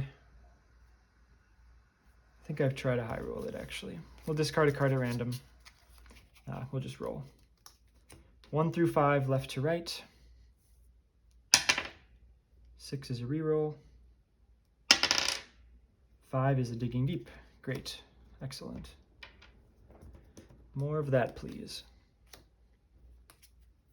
There's an under fire. Less of that, please. Cree Private is going to quick strike for 1. Under fire card number 2 is going to be an attack. White Tiger will block. Takes a whole bunch of damage, but no overkill. So no blockers left, so have to cancel an attack if we draw it.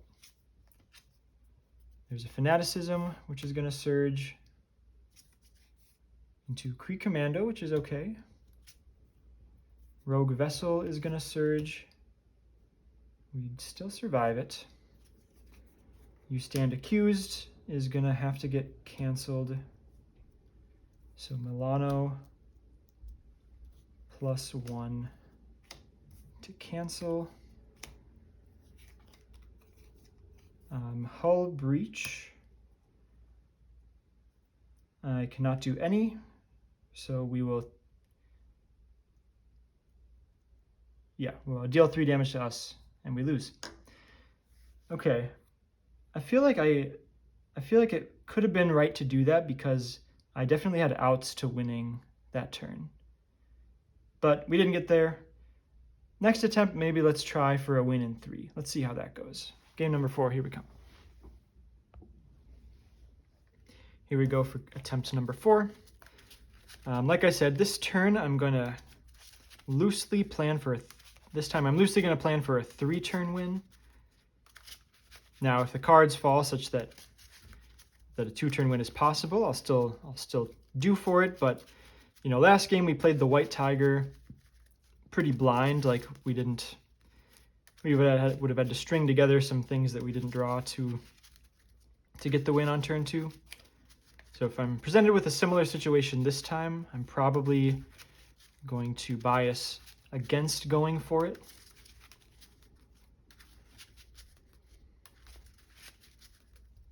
Because the nice thing about planning for a 3-turn win is that the second villain phase, where we go down to alter ego form, we can let Ronan scheme basically for free, because that'll pop main scheme 1. So that sort of accounts for an activation that we don't really care about. Now, if he would scheme again, we've probably got to cancel it, but I think we're generally more at risk from dying to attacks, so maybe we're more survivable in the alter ego form than I'm giving myself credit for.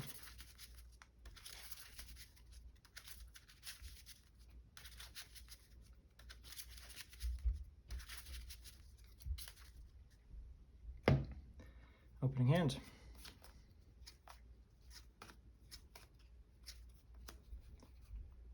Okay. So what do we think about White Tiger without call for aid? I guess it doesn't really matter. She's like same efficiency as Nick, right? Costs 1 less, but draws 1 fewer card. So I think let's keep her. If I keep anything else, it's probably just band together as a double resource to keep things going.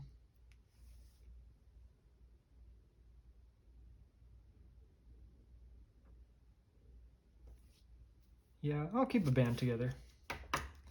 Mulligan 4.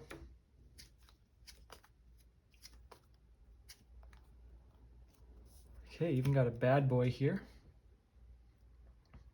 Let's pay 3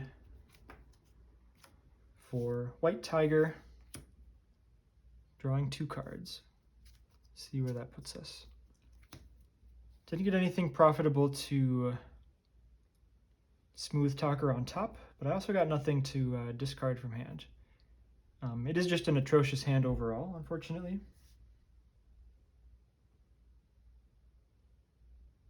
And it might be a quick scoop. But we will play it out.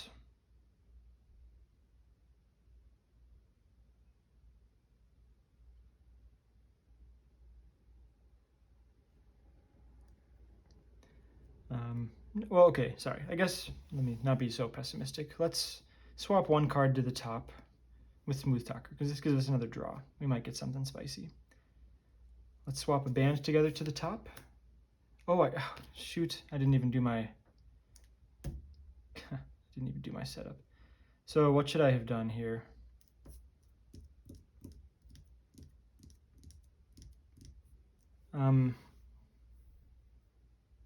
Okay, I'll leave this in, but even if we win this, I think this is tarnished. So I'm going to try again, attempt 4.5. Okay, apologies for that, just completely... The turn actually would have looked very good if I had remembered that, so I'm definitely not doing it for, just re-rolling because I didn't think we had the, perfect hand. Because we can play the element gun there, we can play bad boy, and be pretty well set up, so... Shame to lose that one, but not really a great remedy there since I got to an element gun in the deck naturally, so now anything I do there is changed.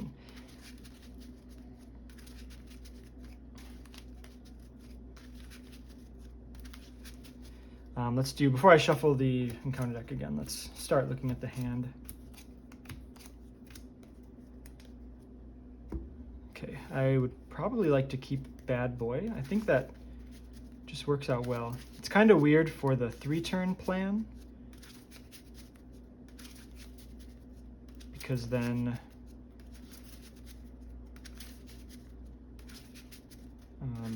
because I'm flipping back to hero form for turn 2. So that second villain phase, I'm in hero form.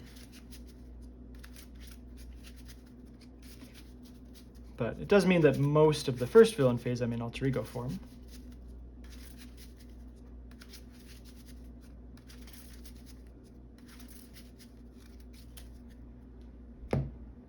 Okay, and I think that's the only keep here because nothing else to help me set up. So we'll keep Bad Boy.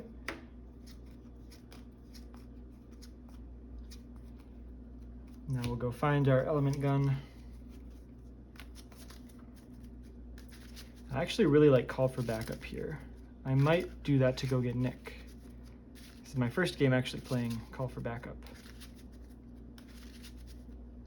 Never really thought about it, but Nova Prime can be gotten from Call for Backup. It is a after you play from hand ability though, so we don't get the defeat of a non-elite minion. And the stats aren't really worth it outside of that, so I guess it's not really worth it for Call for Backup.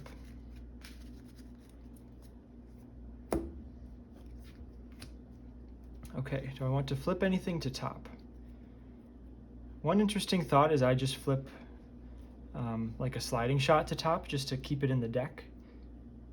Although I think I'm clearing this Call for Backup this turn, so I'm just going to end up seeing it anyways. So does that mean does that make it even worth it to Smooth Talker anything? I don't think so.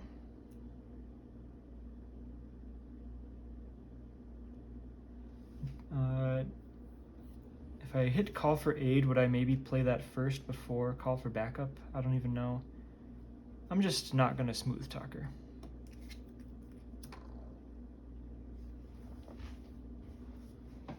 Pay 1 for Call for Backup. Comes in with 3 threat, we'll clear it right away with Star-Lord. Go get Nick. Well, I mean, so here's the thing. Nick or Gamora. I think it's still going to be Nick. I mean, it's pretty tricky.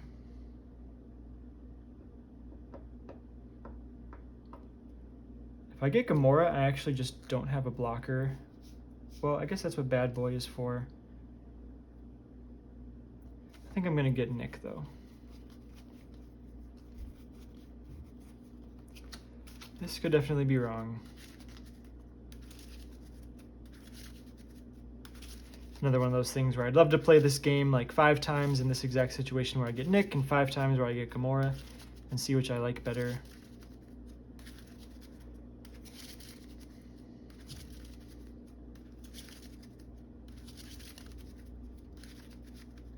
Like, obviously this is better if we do just end up drawing Gamora, because Nick costs 1 more resource, so it's like we got an extra resource for free. We're going to draw 3. Okay, definitely want to play White Tiger here. Pay 3 for White Tiger. Draw 2.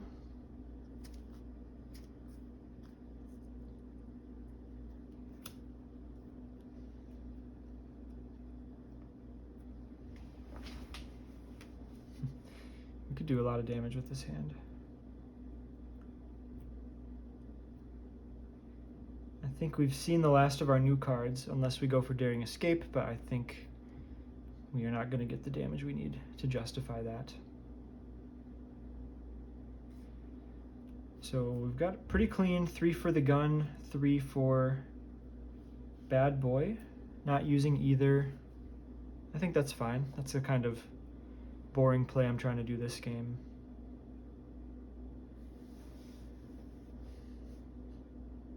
If I did what can go wrong, then I could still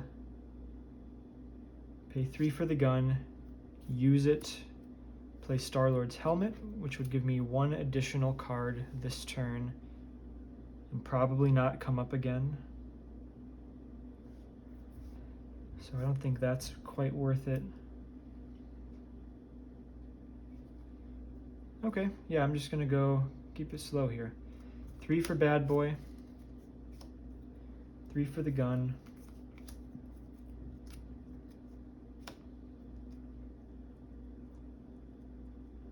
so Nick and White Tiger will both attack.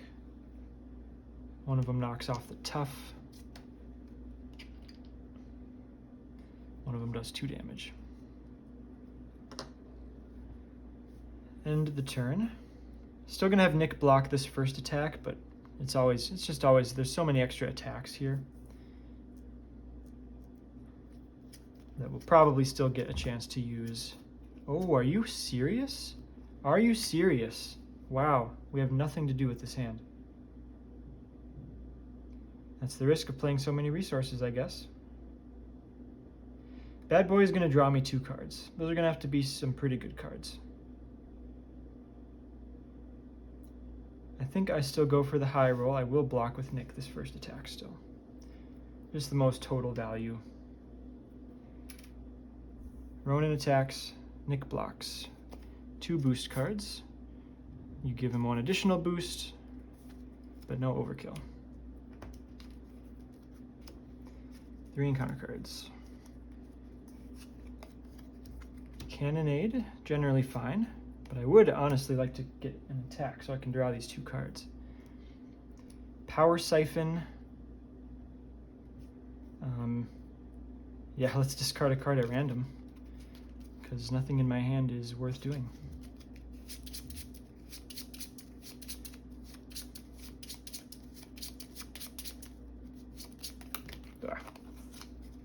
Sorry, I guess I should just roll again. 1 through 5, left to right. 2 band together, totally fine. Still got my cancel up, so we're getting out of this turn not too bad. There's a Fanaticism, which is going to surge, but we still have the option to cancel and attack. I mean, this is just perfect. So I'm not going to cancel the attack. I'm going to let it come in. It gets 2 boost cards. An overkill out of the way, +3. So the attack is for infinity, but we will Bad Boy to prevent the taking of damage. The dealing of damage pulls the Power Stone over, but Bad Boy swaps us to Alter Ego and lets us draw 2 cards. Call for Aid would be tremendous. 1, 2. Excellent. And because that was an attack, we actually remove a counter from Fanaticism. So maybe we'll survive a Fanaticism as well. All right. we've got some churn here, because I don't think we've seen Kalu yet. So let's smooth talker, digging deep on top. Drawing a second call for aid is kind of funny. Probably doesn't do anything. It would just let us reset the deck.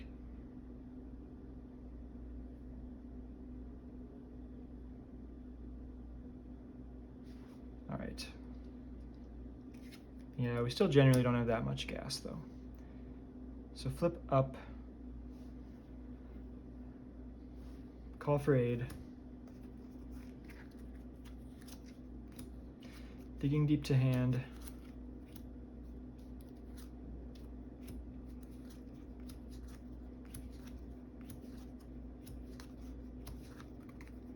White Fox comes into play. No way, what if Kalu's the actual last card? Well, okay. I mean, now we might not even hit an event with Kalu. Well, let's do this. Let's do...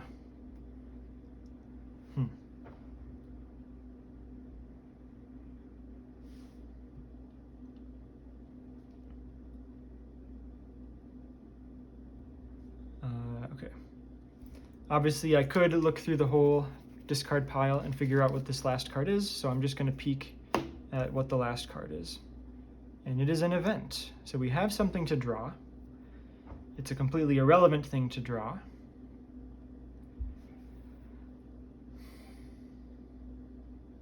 So what I could do is I could discard past it with Call for Aid instead.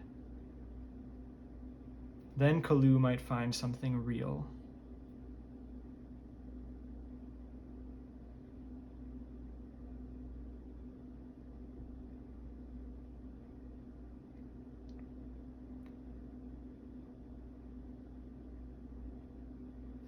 But I can also...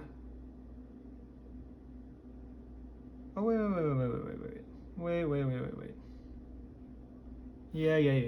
Okay, this isn't that bad. Pay both digging deeps for Kalu. Draw this, get ready. Get an encounter card for going through the deck. No, sorry. I fully intended to attack with White Tiger first. Or at least do something with White Tiger first to get her in the discard. I think we just probably attack. We got an overkill attack coming. That's really gonna hurt. So I could possibly prevent odd damage there. No, White Tiger will just attack for 2. So she's in the discard. Then I pay the 2 digging deeps for Kalu. We draw the get ready. And White Tiger makes it in the reshuffle. Because now I've got some draw. Now we can do some stuff. It's pretty lucky that that last card was an event. Also pretty lucky just to see as many cards as we did before hitting Kalu.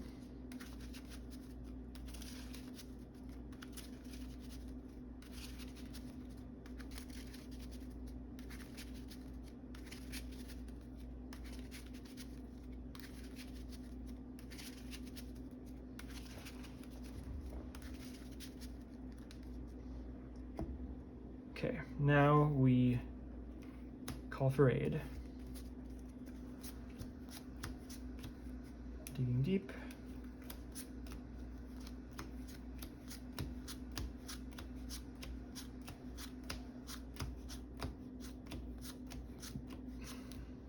There's our White Tiger.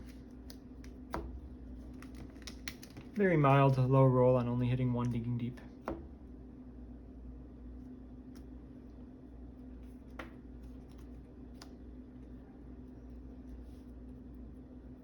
Just a quick check, I don't think there's any way I'm advancing to stage 3 before playing White Tiger.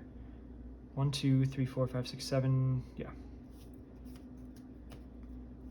Pay 3 for White Tiger, draw 2. Okay, Element Gun is at least something to play.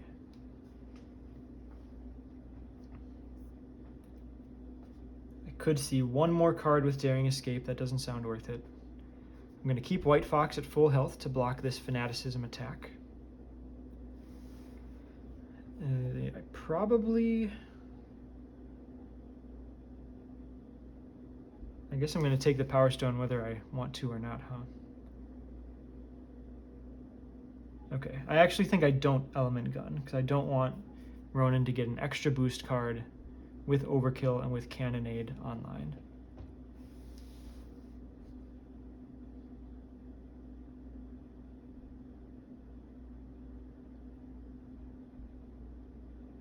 Could do 12 damage.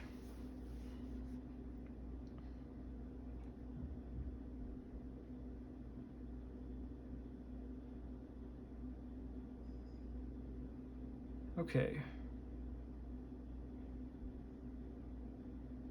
Yeah, this first attack can be rough, but then we might be fine after that.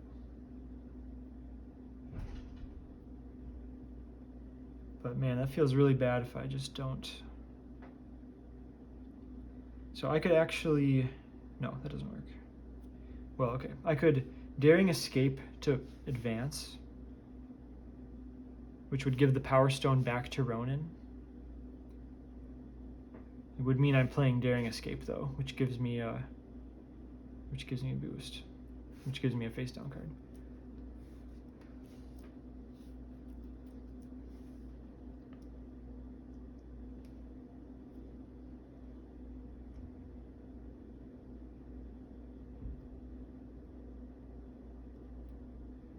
Get Ready doesn't really help because then it takes away my activation of one of the guns.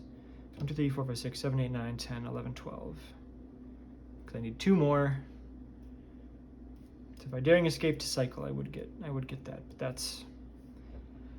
that's a lot for an extra encounter card.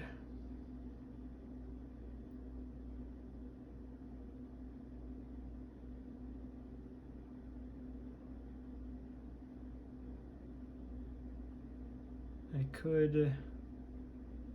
could play the Jet Boots to prevent 1 damage.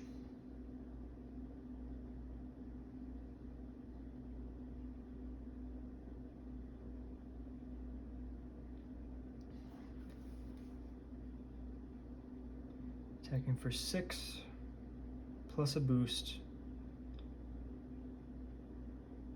which is effectively 7 plus the printed boost, which would be 4 plus the printed boost. Blockers for additional attacks. Yeah, I think I'm just going real slow. So I'm going to play this Element Gun. I could keep 1 or 2 cards in hand.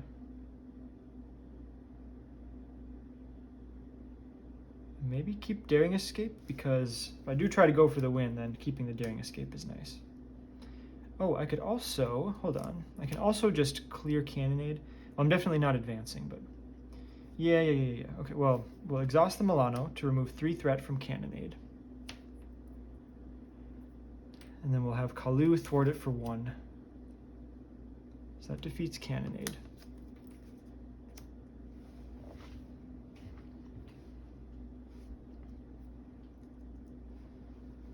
I'll keep Daring Escape in hand, pay 3 for Element Gun.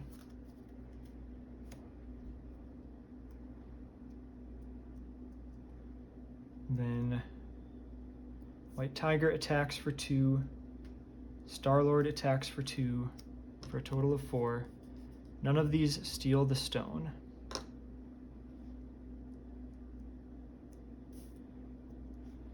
So now that I got rid of Cannonade, me getting Power Stone isn't quite as bad. But I feel like an extra boost has to be on average worse than the +1 from the Power Stone.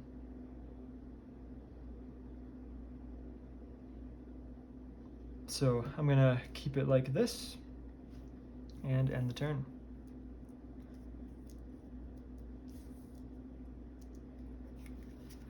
I don't even know what's left here. Well, not the kind of hand that looks like we win next turn. But with Bad Boy, maybe we get it set up for 2 turns. 2 threat on the main scheme. Ronan attacks, White Fox blocks. 1, 2, 3, 4, 5, 6, plus a boost of 2. That's 8. -3, 5 overkills. I take 5. Lose the last fanaticism charge. 3 encounter cards.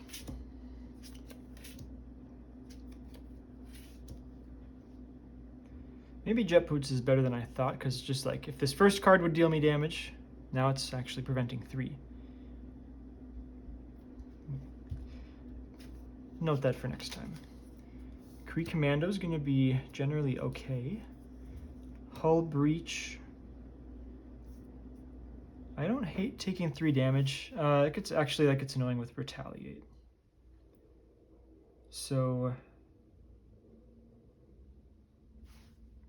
I think I spend Mental instead of exhausting the Milano.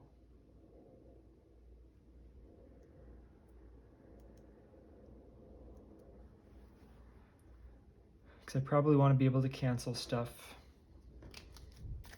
We've seen Shadow of the Past already, though.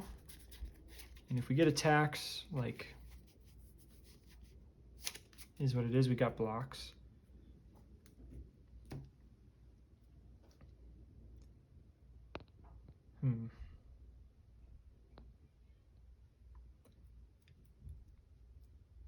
Am I really drawing any cards?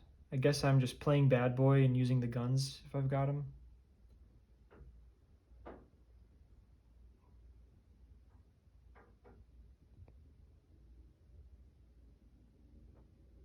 Okay, I'm gonna exhaust the Milano. Milano is also efficient threat removal on the main scheme. No, but we got the Kree Commando.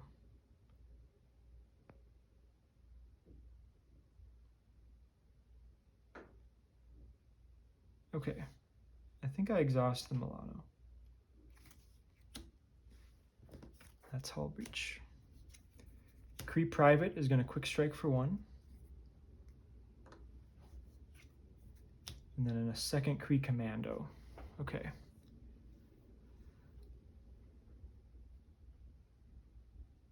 So we're alive. We're not going to stop it from going to step 2 on step 1 of the villain phase. We're going to get attacked for 5 here from among the minions, which would be enough to kill me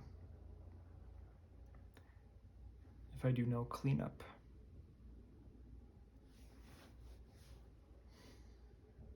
Yeah, this is just not looking good. Well, okay. No, hold on. So I bad boy. I flip before the minions attack. The minions scheme. I obviously have to cancel any additional Ronin scheme. But that gives me some hope.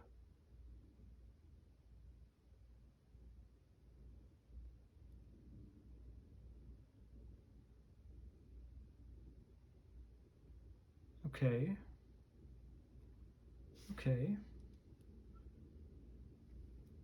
Let's pay 3 for bad boy.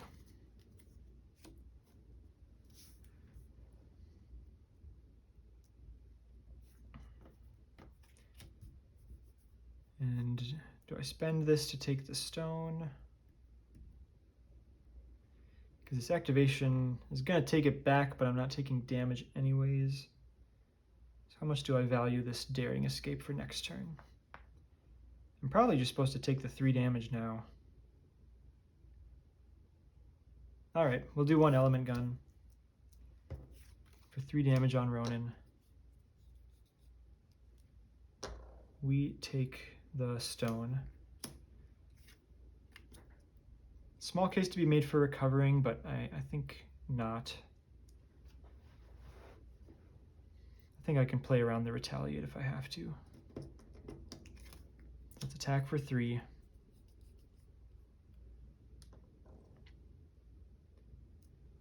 These guys can hang tight. See if we can Blaze of Glory for more value. And end the turn.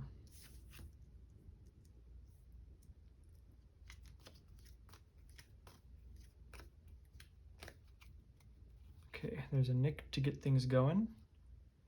Then we'll call for aid on a deck with no Avengers potentially. Okay. Looks like we'll have it next turn. but we need to survive. 2 threat on the main scheme will make it pop. Since Ronan, or no, sorry. I guess this was going to attach it to him anyways. This moves the Power Stone to Ronan. And now we cannot remove threat from this scheme. So we're actually pretty low on so there's 1 Kree Private, 2nd Kree Private. So there's only 1 Kree Private left. But no, I think the whole point was to flip down to Alter Ego. Did I not? I guess, yeah. I didn't deal myself an extra encounter card in any way this turn, so yeah, that's fine. All right, so Ronan's gonna attack. It's 5 plus a boost of, it is actually the last Kree Private. Okay, it's the last potential overkill attack, except for Fanaticism. So would come in for 6, bad boy. This is gonna deal me an extra 1. Bad boy to flip and draw 2. Go through the deck, get an encounter card.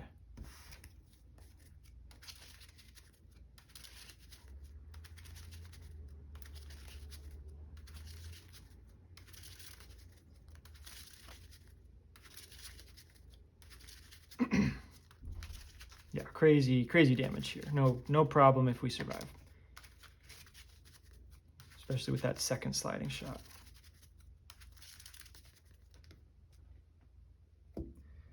The minions scheme for a total of 3. 3 additional encounter cards. Ronan currently schemes for 4 plus his boost. So we could survive in advance, but I think we still cancel it by default because there is the risk of losing to it. So there's a Fanaticism.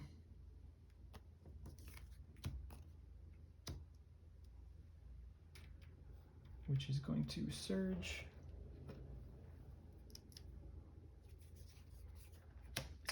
So there's a You Stand Accused. This one is even giving him +1 scheme, so we've got to cancel it. Paying 1.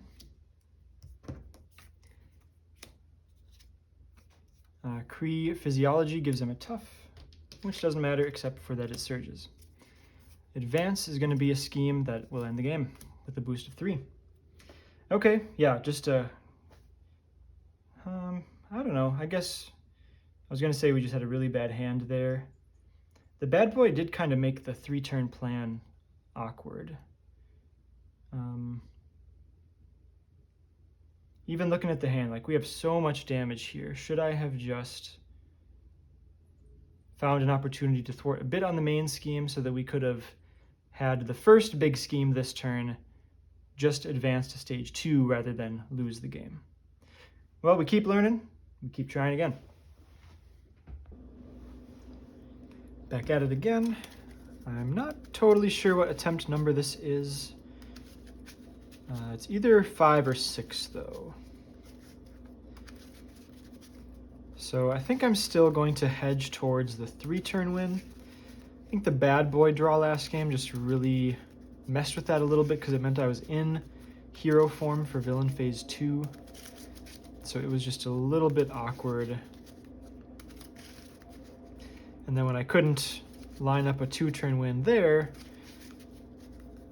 now I was in alter ego form, couldn't remove threat from the main scheme, so any scheme from Ronan would pop it. So in hindsight, I would have wished to have thwarted 2 off the main scheme at some point, but it's hard to say. What percentage of the time is that correct versus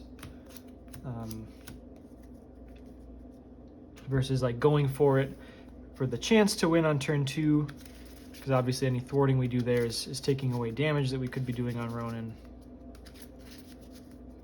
So yeah, who's to say what's right? But we'll keep at it here. So I think we've got White Tiger as a keep. Possibly Rapid Response. I kind of like Rapid Response. I think it's actually a pretty good utility. It doesn't work with White Tiger. but it's the kind of thing that just feels good to set up on turn 2 or on turn 1 or 2 so that we can get the win on turn 2 or 3 with everything building and synergizing with one another. Just got to reset some dials here.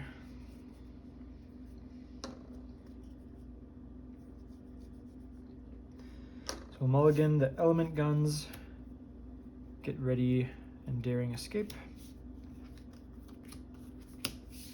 and draw 4.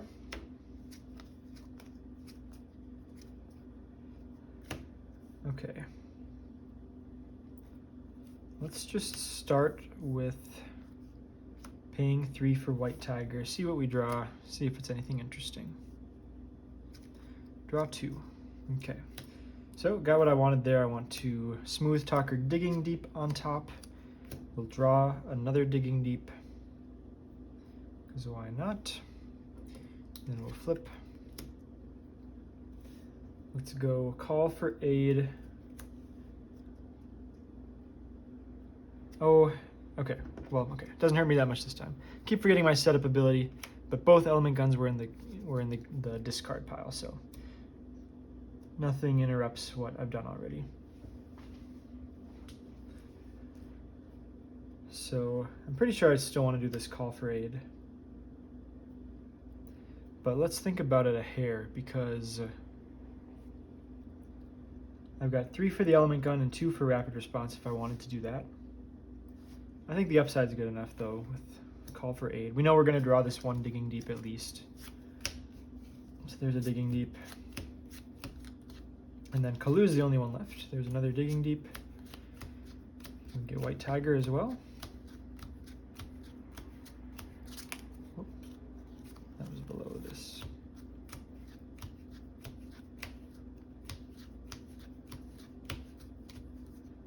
So White Tiger's one of the last 3 cards, okay. Make sure I didn't just miss her. So call for backup Gamora and Nick. So we might not get Gamora online as early as I hoped. 3 cards left in the deck. I think I just always play Kalu, so I'm not going to try to work through if there's an event left. But we'll pay 2 for Kalu. See what we've got. No events, unfortunately.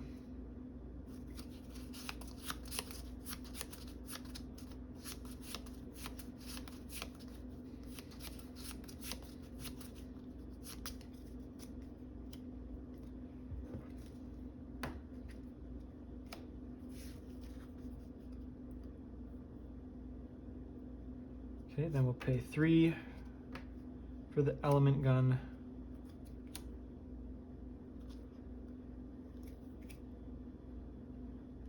So what do we think? Attack or thwart? I think attack.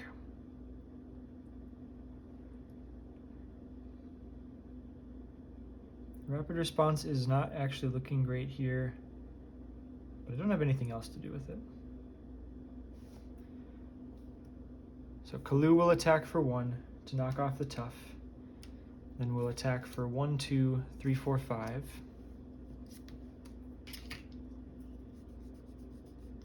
Down to 13. Spend 2 for rapid response, healing 1 off White Tiger, and ending the turn.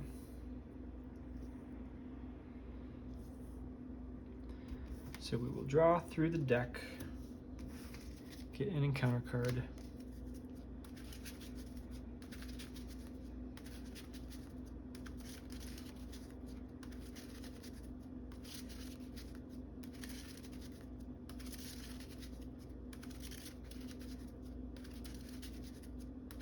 I think we will go for the rapid response on Kalu, just because we're not set up to otherwise take advantage of it early. Unless we go like Nick plus stay in hero form next turn. This hand does kind of need to draw Nick, to be honest. Or this kind of needs to play Nick to do anything. Okay, now I'm looking at not rapid responsing Kalu. But we'll start with 2 threat on the main scheme. Ronan attacks, Kalu blocks. 4 plus attach the Power Stone to Ronan. And yeah, the forced interrupt should have happened before, so should have dealt these 2, then we start revealing them. No overkill, so Kalu takes the whole attack. And no rapid response is what I would like to say. 3 encounter cards for a total of 4. Exhaustion, Exhaust and Surges. Blind Side, I think we'll get stunned. I think that's not terrible. You Stand Accused is going to be an attack. Let's have White Tiger block it. No boost ability. White Tiger dies.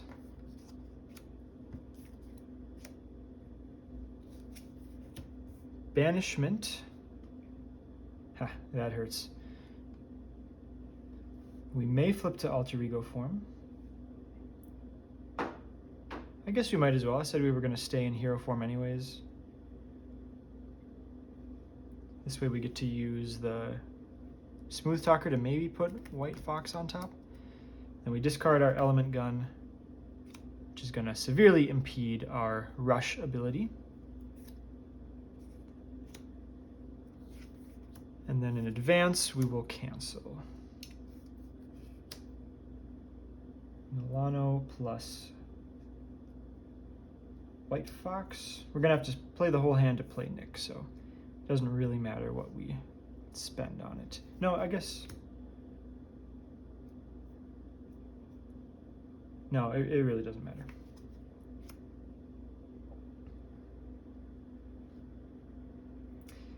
Okay. Next turn could be very interesting, though, with Nick and Rapid Response. So let's pay 4 for Nick. And draw 3. Hopefully we get something to do with it. Alright, that is definitely something to do. We have no Avengers in the deck, so that's going to be a clean sweep with Call for Aid just to get a couple Digging Deeps, but lets us play Gamora right now. So I think we do it. Let's flip. Call for Aid. We know both our Avengers are out of the deck. So we're going to discard through the whole deck. We'll get the 2 Digging Deeps that are still in here. Get an encounter card for going through the deck. Call for Aid does not make it back in the reshuffle.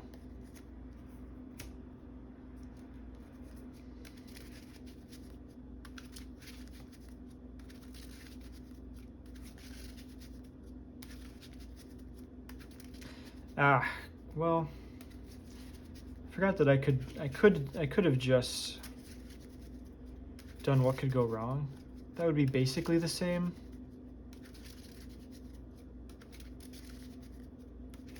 Then I'm wasting 2 cards.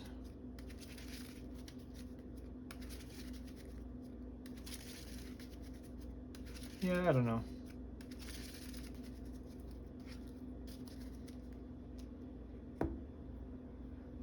All right, Nick will attack for 2. You know what? Maybe we thwart. Nah, I can't impact the main scheme yet, anyways. Let's just attack for 2. Pay 3 for Gamora. Innovation heals Nick. Just in case we get the overkill boost ability, we'll save ourselves from 1 more damage. But now we wait. Definitely wait on Gamora.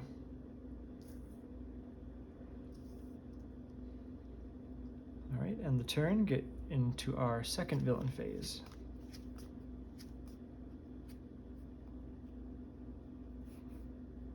Okay, gotta find an element gun before I can really pop off. 2 threat on the main scheme up to 6. Ronan attacks, Nick blocks, coming in for 5, plus a boost of attach the Power Stone to him. Nick will die, we'll Rapid Response Nick back to play, and draw 3 cards. Okay, could really use an Element Gun. Might not get any more draws for it. This is the kind of hand with all these get readies and sliding shots, but with no way to draw an Element Gun, it doesn't matter. So 3 encounter cards.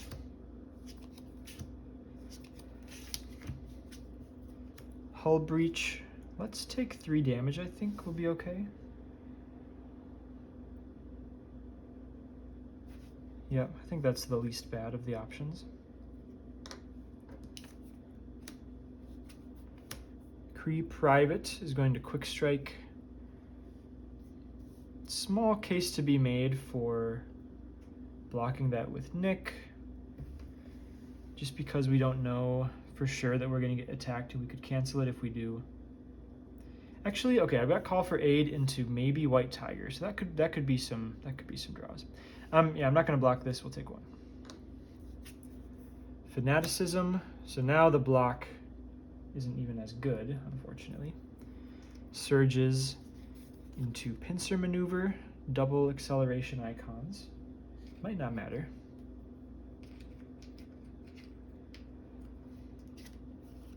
And here's a Shadow of the Past. So I could try to win this turn, in which case I don't need to cancel it.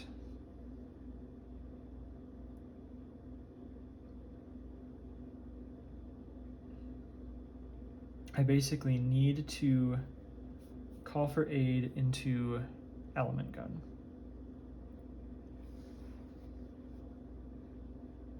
If I don't cancel it, I need to thwart the thing down.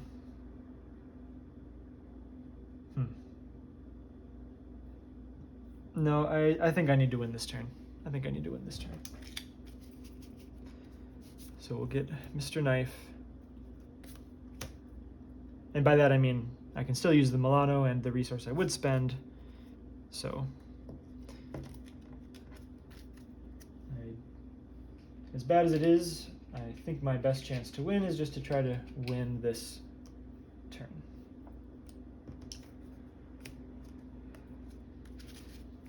So Nick didn't get an extra attack to block there, which is kind of awkward.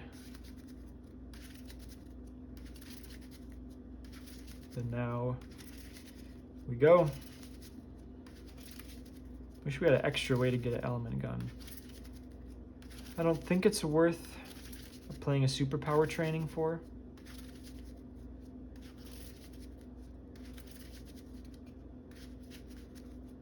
Because really we had to be exhausted there and exhausted when we drew our obligation. Like, that's really hard to make happen. Caught off guard will sometimes get us, but I don't want to play around that 1 card. Every deck slot here matters a ton. So let's Call for Aid and hope for the best. Basically hoping to either draw into our additional Call for Aids through Gamora's ability, or just make sure we don't discard past our Element Guns by the time we get White Tiger. Preferably White Tiger. Kalu wouldn't be nearly as good. White Fox enters play. There's an Element Gun.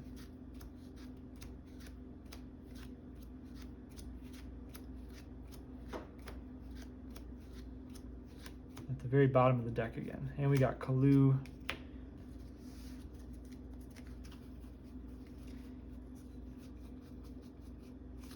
And is the other Element Gun still in deck, or did we discard that just a second ago? The other Element Gun is still in deck.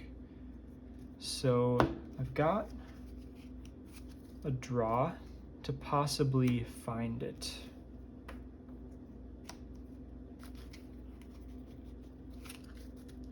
Because I've got Daring Escape, I'm basically going for it anyways. How about a Blaze of Glory? No, both of those are gone.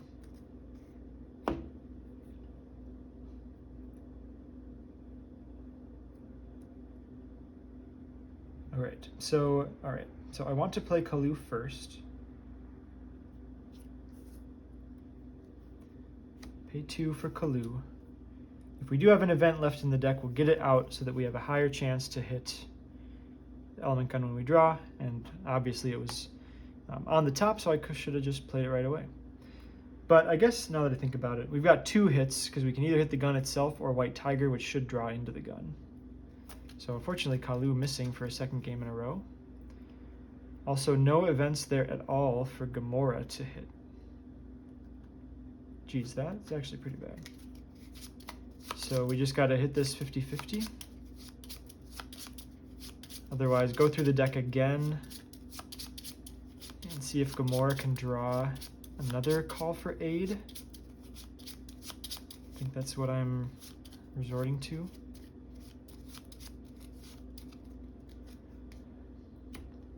Exhaust to remove stun.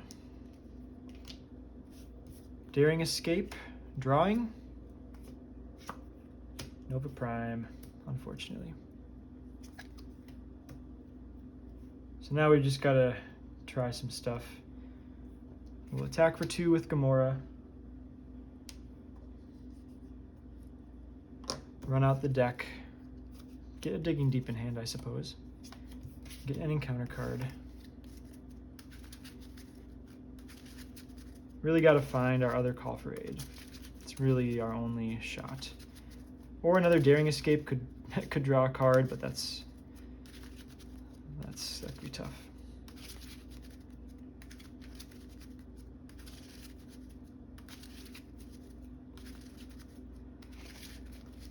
But by the time this is over, we'll have a lot of encounter cards dealt to us. I think we should have it with the 2 sliding shots in hand. So we get ready, Gamora, attack for 2.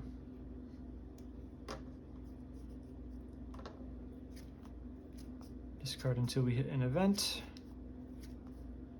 Ooh, there's a call for aid.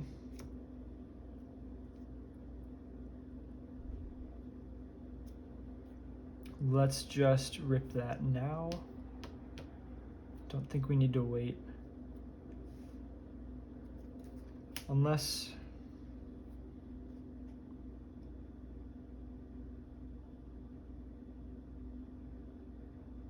No, this is good. Let's just do it now. Call for aid. Only White Tiger to get. 1 gun gone. There's White Tiger.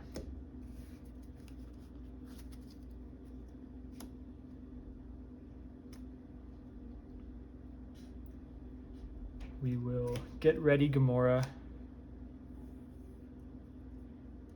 Attack. This will just clear up the spot.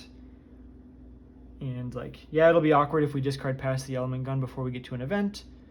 But, it's just as likely that we discard down to an event and then, element gun is the next card. So, given my luck, we'll probably get the former, but Gamora attacks for 2. And we discard down to an event. I mean, for what it's worth, White Tiger wouldn't have drawn that on her own.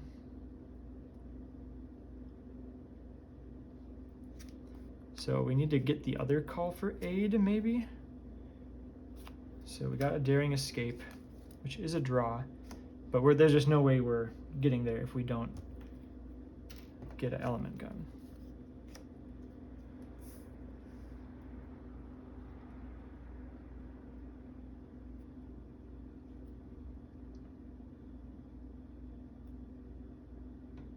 Okay, let's...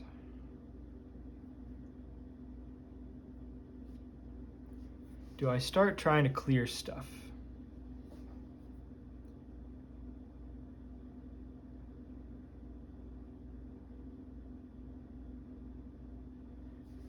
Since we probably can't win this turn.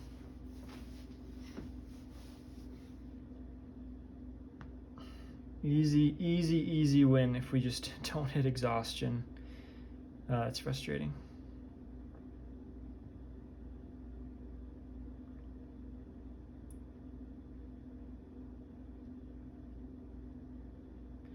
What else? Do we still have call for backup? No, of course not.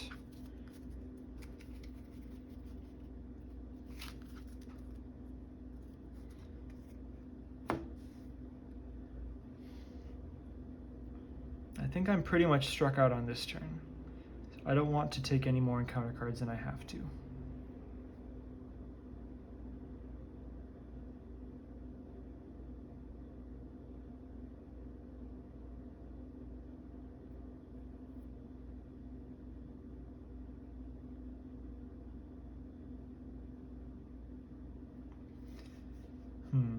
Can I kill Mr. Knife and this? That would prevent 2 more encounter cards.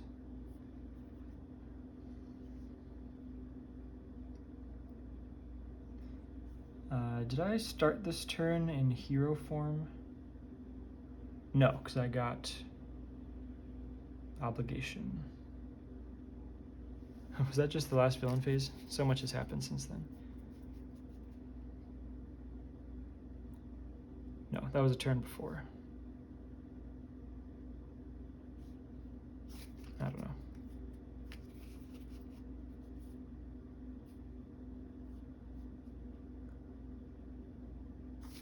Yeah, we were in hero form because this quick striked. So I have my flip down still.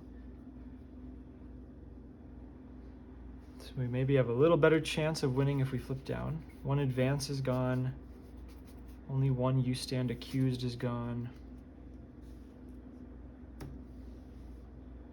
But like Ronan is just gonna pop the main scheme on his own.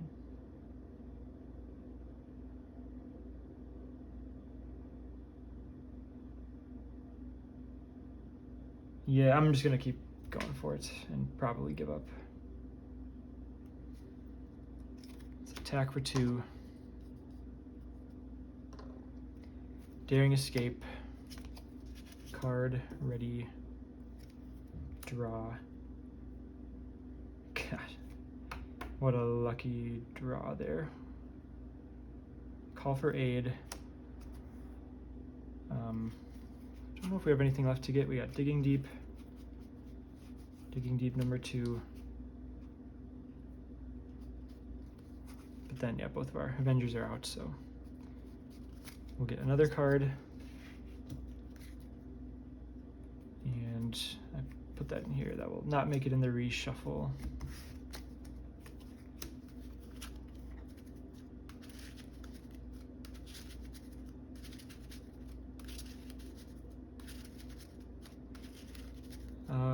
Now I've got 3 looks to find element gun or more gas. So maybe we're still kind of doing it.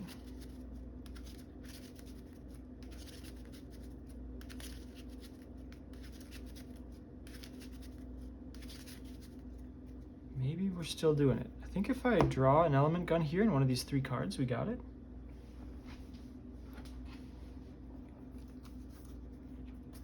So we attack for 1 with, man, all of his attacks have overkill anyways. I think there's, okay, yeah, there's no way I'm surviving this. I shouldn't plan as if I'm surviving. So I should just do the most efficient work that I can.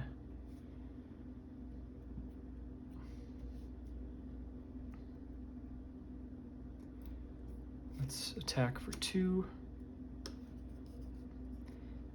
Then attack for 1, which is gonna get a retaliate, which is gonna advance. Comes in tough. We find superior tactics.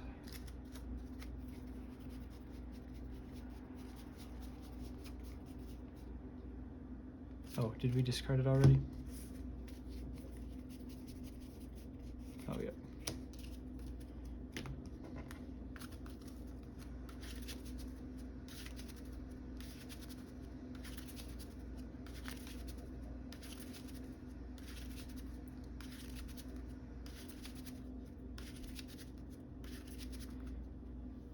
Okay, Power Stone cannot be unattached. This comes in with 3 threat.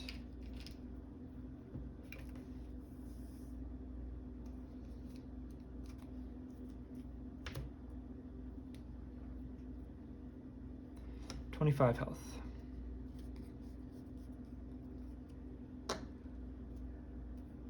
Pay 3 for white tiger. 3 looks for the win.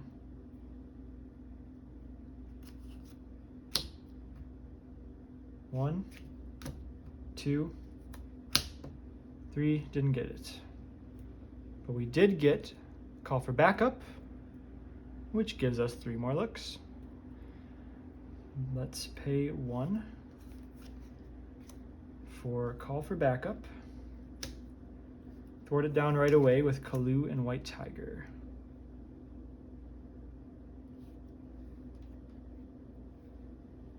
And it's definitely Nick here for the draw, not Gamora. So we clear call for backup. The games are running together. That was last game that we cleared call for backup. I hope I didn't clear it this turn and this game and accidentally put it in the discard. We will discard white tiger or white fox from play.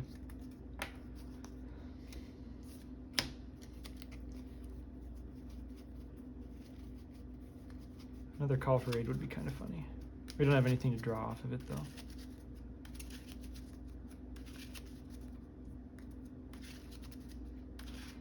Three more looks for the game. Daring escapes, also possibly giving us an extra look. Rapid response, possibly giving us 3 extra looks. Did we discard that yet? No. So we got outs, we got outs. Come on, baby. 3 cards. 1, 2, 3. Come on, dude.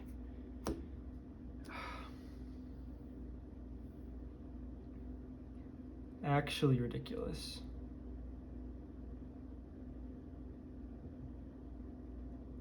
Actually ridiculous.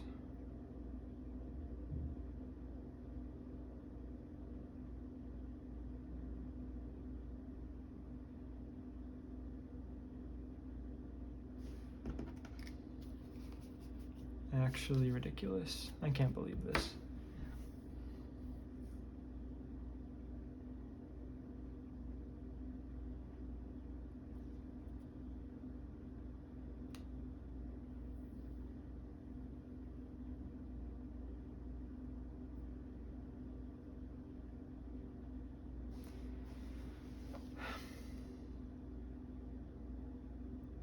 So,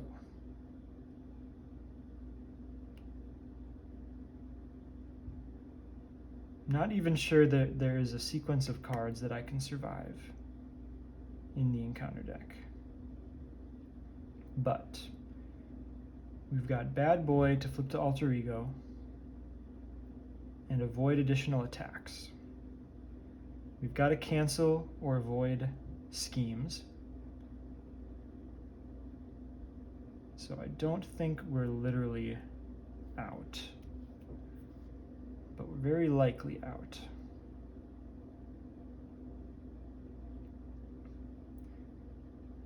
So I will actually play Gutsy Move.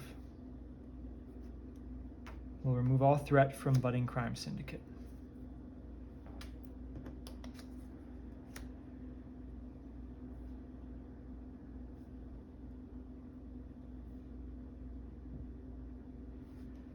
We'll pay 3 for Bad Boy.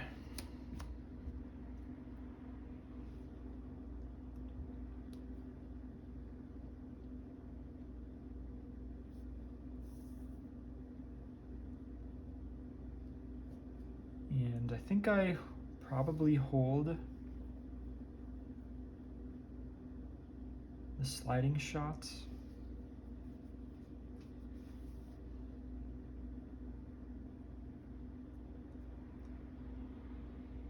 I thought, okay. No way to kill Mr. Knife anymore. All right, I'll stop wasting your time. We're super dead. But just because we can, let's attack, knock off the tough, get ready, Nick. retaliate there. Attack again, 2 damage. Nick dies.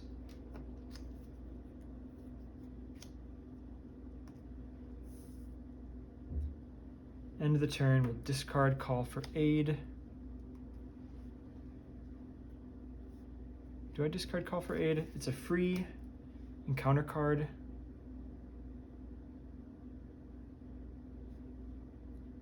So I can guarantee 3 encounter cards, which makes Sliding Shot 11, which means I have the win.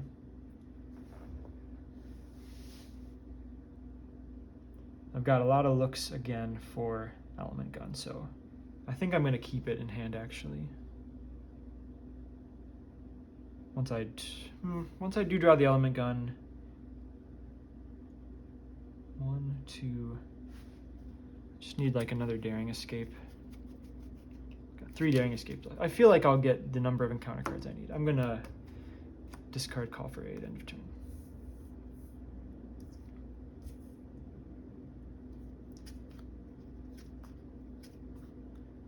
Still no Element Gun. Only drew 2 more looks at it as well. Alright, main scheme advances on step 1. Since the Power Stone is already attached, Ronan gets a face down boost card. Attack comes in, we take it with the plan of triggering Bad Boy. So it gains Piercing and Piercing again. Unfortunately, losing 2 of the cards that would actually be whiffs effectively. So we'll Bad Boy to flip and draw 2 cards. Still no Element Gun, of course.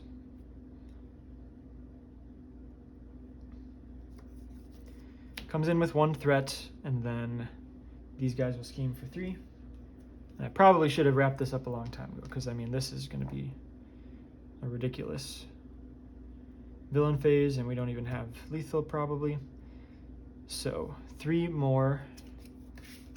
The first Treachery will surge as well. You stand accused, gotta cancel it.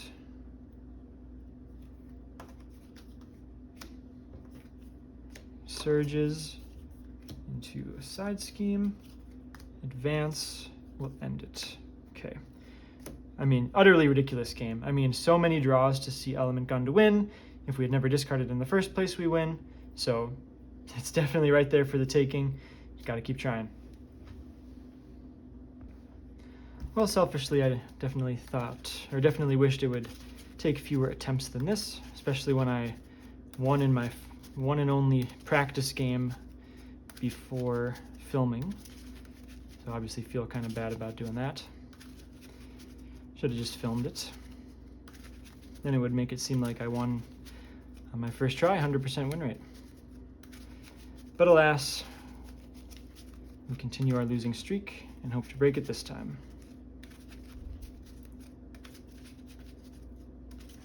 I think we're probably up to like a 3-hour, 4-hour video. So I would assume you've not watched all of our games up to this point. So just in case this is the win and you skipped to the last video, we've been really close a lot of times. The last game in particular was pretty agonizing. We hit an exhaustion which exhausted us, and then our obligation, since we couldn't exhaust to answer the obligation, we had to discard an Element Gun. Drew tons and tons and tons of cards and could not find an Element Gun, which would have won me the game because I had the sliding shots in hand. And then in real time, my other games happened a while ago, but so many things could just go one way or another, and it seems like we're right there, just haven't gotten over the final hump. So we try again. I went from trying to do a 2-turn kill to now trying to do more of a 3-turn kill. It's possible I should be trying to go back to a 2-turn kill, because really the villain phases, as you can imagine, have not been kind to me. So I think Kalu is the only keep here, and we'll mulligan the rest.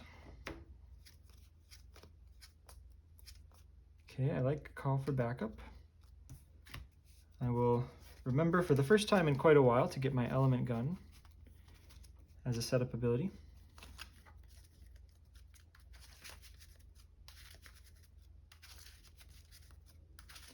We'll smooth talker this digging deep onto the top.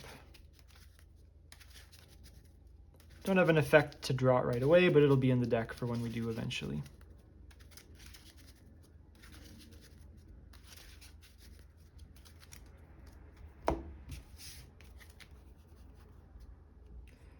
Okay, smooth talker, digging deep on top. Actually just drew Nick. Well, so now we know we can get Gamora with call for backup.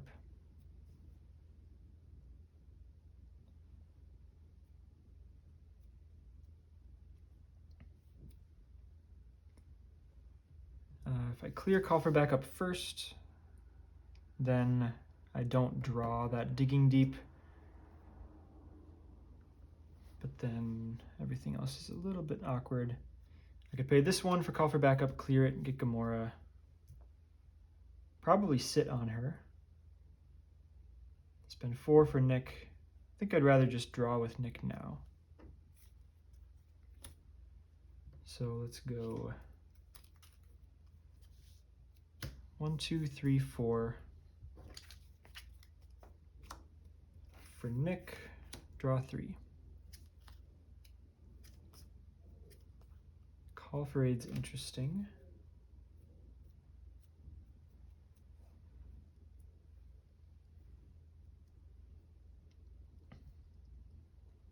Very interesting. Flip.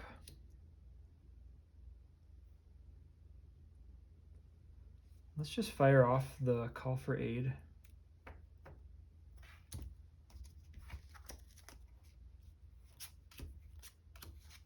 Oh, 3 call for aids in a row there.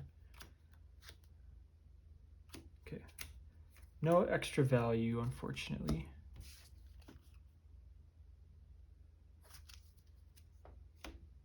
But it happens sometimes.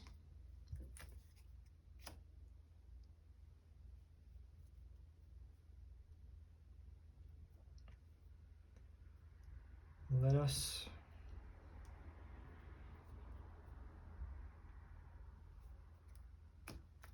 pay 1 for call for backup.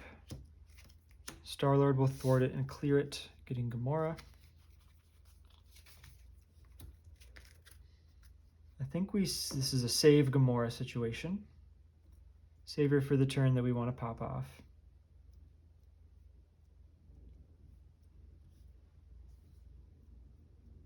I'm strongly considering what could go wrong to play White Tiger. That would let me still play Element Gun and use it. I'd have 1 resource left over.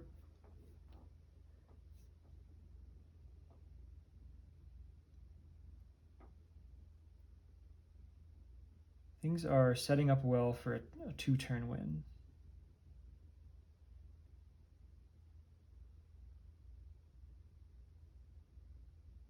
So, yes, I will. What could go wrong? To play White Tiger. Draw 2 cards. Double resource gets really interesting. Best I can do is 2 digging deeps. Jesus.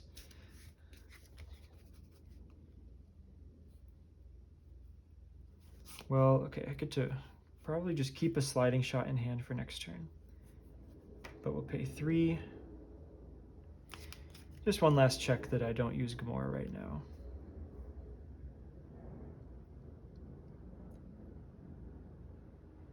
It would let me not really do anything extra, to be honest. Let's pay 3 for Element Gun.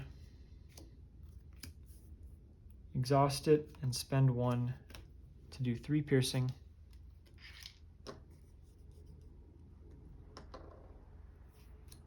Then White Tiger and Nick attack for 4 more.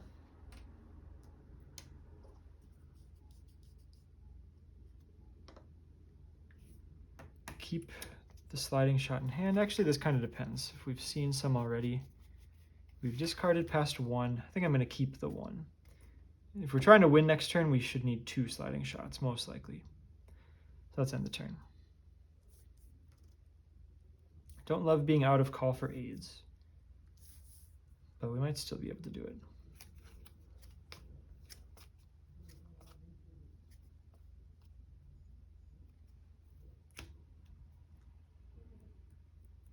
Two threat on the main scheme up to 4. Ronan attacks, Nick blocks. For 4, plus 2, plus 1, and it gains overkill, of course. So that is 7. Nick takes 2 of it, Starlord takes 5.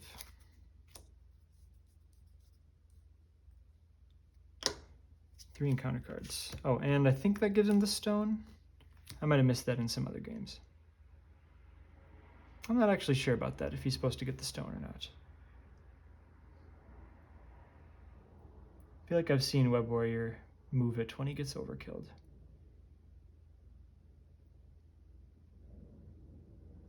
Yeah, it probably is supposed to happen like that.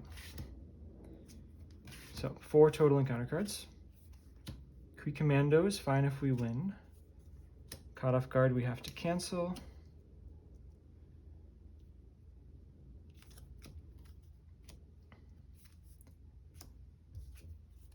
Advance will pop the main scheme, but that's really not that bad,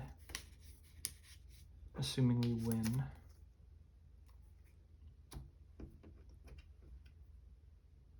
And, sorry, what do we have to do here? Since he already has the Power Stone, we give him a face-down boost.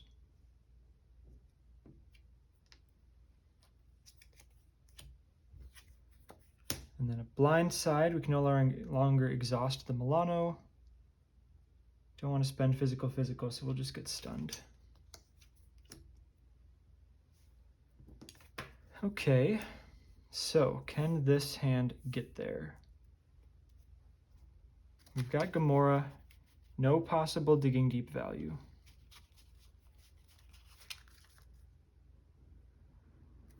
We've got 1 sliding shot for now.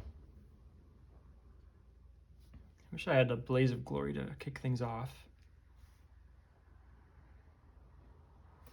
Let's attack to remove stun. Let's just get it started with Gamora. Attacking Ronan for 2. Discard to an event. Get ready. Nice. Let's get ready Gamora. Attack again for 2. Discard to an event. Daring Escape. Daring Escape to ready. Getting a counter card. And draw. Could have used you a little bit ago, Mr. Blaze. Okay, I don't even know why I did that. We fizzled super hard. I don't even think there was anything that could have really kept it going.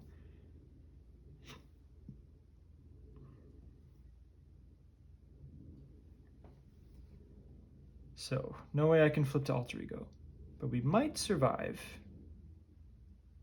I shouldn't. Why did I play that Daring Escape? So stupid.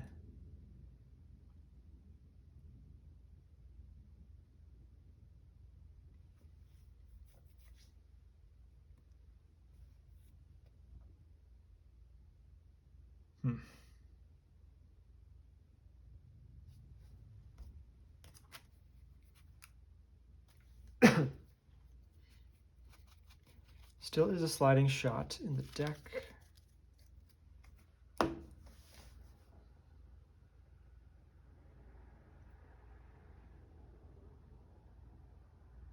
So Blaze of Glory would let us advance.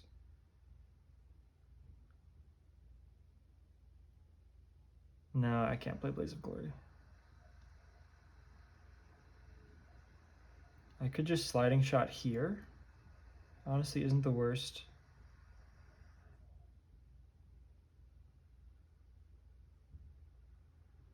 If I want to play Bad Boy as well, I can do this all day. Not I can do this all day. What could go wrong?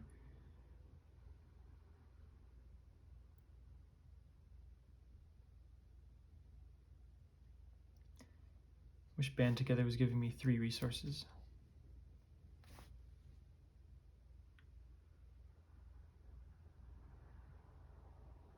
All right. I'm gonna what can go wrong to play sliding shot. Advancing Ronan to stage 3 comes in tough. Find superior tactics.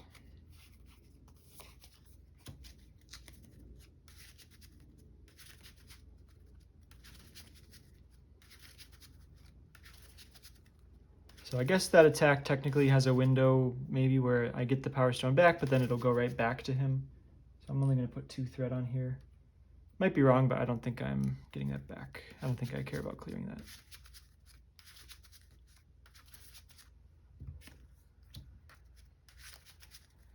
Yeah, actually I actually don't think it detaches.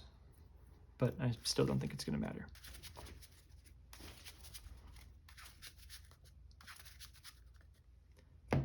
Comes in on 25.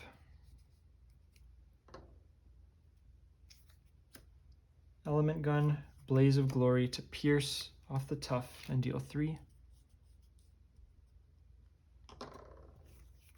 Play Bad Boy.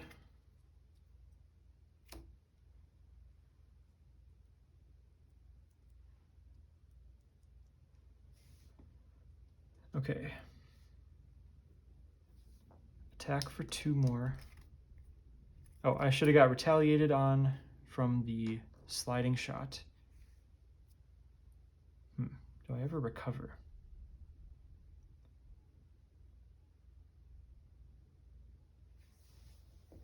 No, sorry. I'm not flipping down during my turn. Definitely not.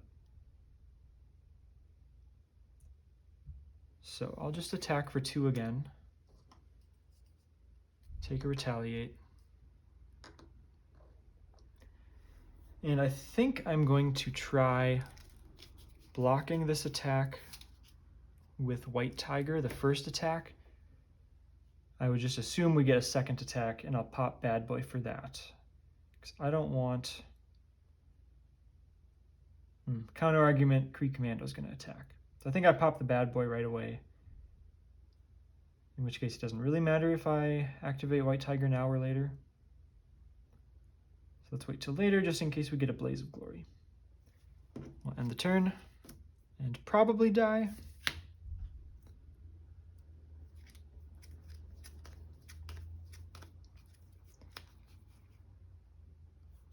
Okay, Rapid Response actually sort of gets things going pretty well with Gamora. 2 threat on the main scheme. Ronan attacks for 6, 7, 8, 9. I would have gained overkill anyways.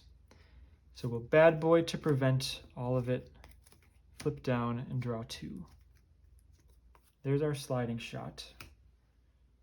So this is definitely lethal, with the big caveat, if we survive. 1 threat on the main scheme. 3 encounter cards.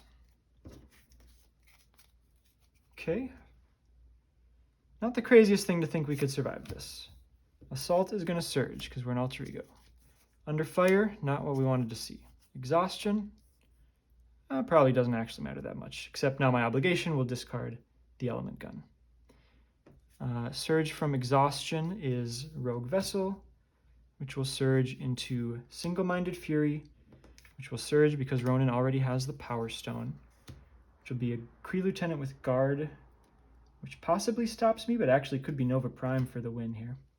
Second card from Under Fire is a Fanaticism, which will surge into a second Kree Lieutenant, which is getting closer to stopping me. There's a You Stand Accused. We need to cancel it. Else we will lose. Gang Up is going to surge. Kree Commandos got Patrol.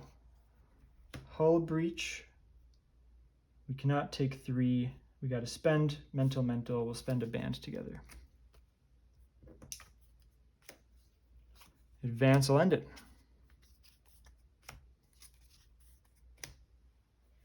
Okay. My mind is super fried right now. I don't even remember what happened. I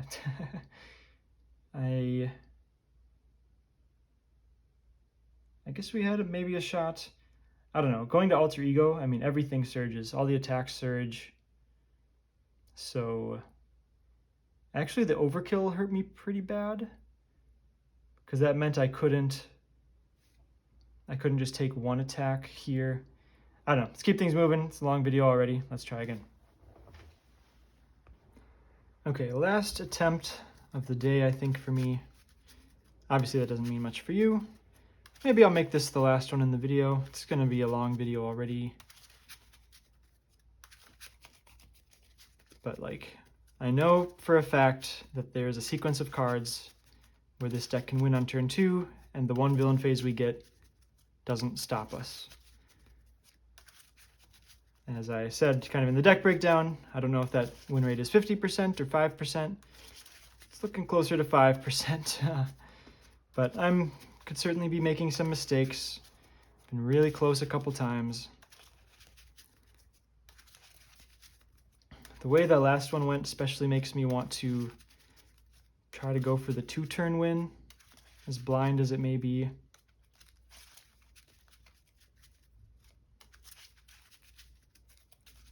All right, let's draw the opening hand so we can think.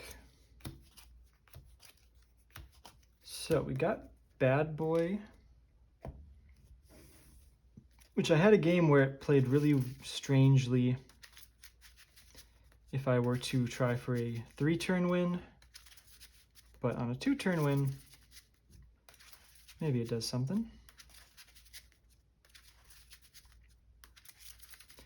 Makes it pretty hard to die on that first villain, on that one villain phase that we do get.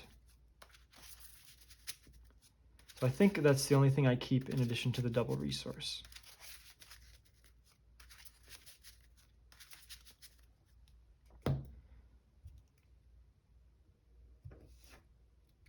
So mulligan these 4.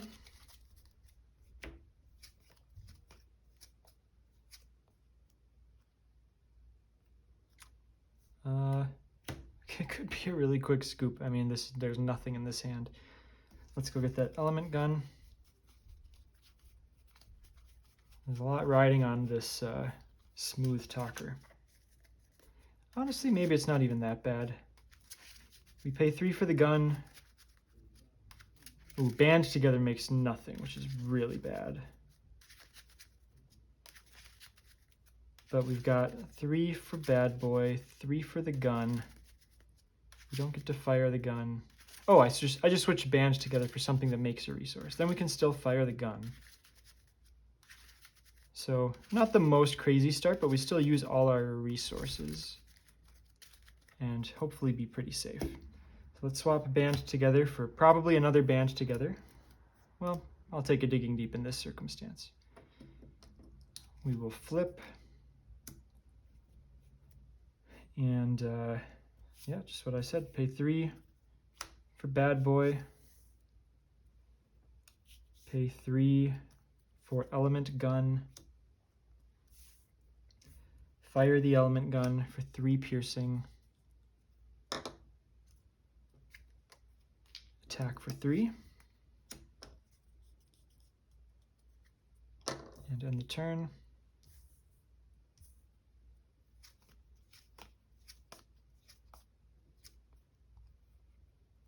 All right, Kalu needs to come in big. We'll get 2 more off Bad Boy, though.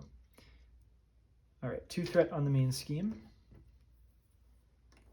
Ronan attacks for 4 with 2 boosts. It's going to be 7. Now, tell me if I'm crazy. We could take it because we're not dead. Assume we'll get an additional attack.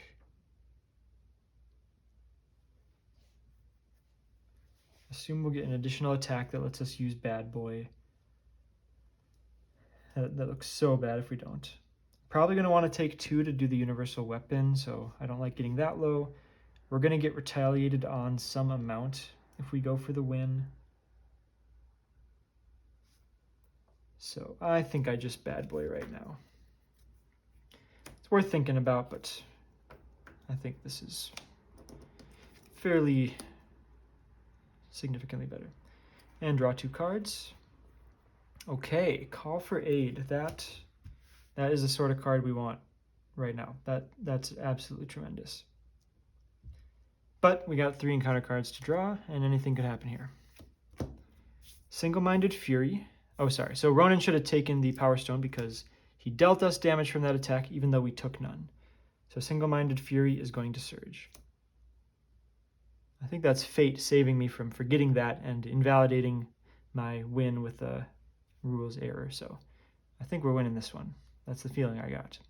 That's going to surge into another Single-Minded Fury, just to make sure we got the message even more. Gang Up's going to surge. Kree Physiology is going to surge and give him a tough. A little bit annoying. Surges into Power Siphon. Either discard a random card, exhaust a Milano, or spend energy. So if one of these is caught off guard, that would be the only thing I really need to cancel. But discarding a card at random is pretty risky. Come on, please don't be caught off guard. I am begging you. Because I want to exhaust the Milano. This is playing for the win, not playing not to lose. Kree Physiology, we're going to take 1 damage because Ronan already has a tough. That's going to surge into Kree Private and advance. I actually noticed my standard card sleeves actually are pretty worn on the top. So I might have to change that for next game. I've actually never realized that. But advance is going to pop it, but that should be okay. So 4 plus a boost of 2 will pop the main scheme. On to stage 2. Since he already has the Power Stone, we give him a face down boost card.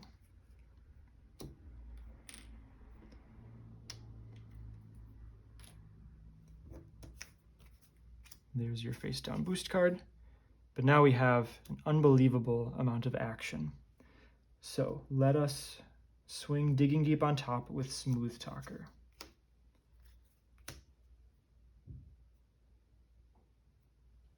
Flip to hero form. Call for Aid. White Tiger is the only one left. It's Digging Deep there.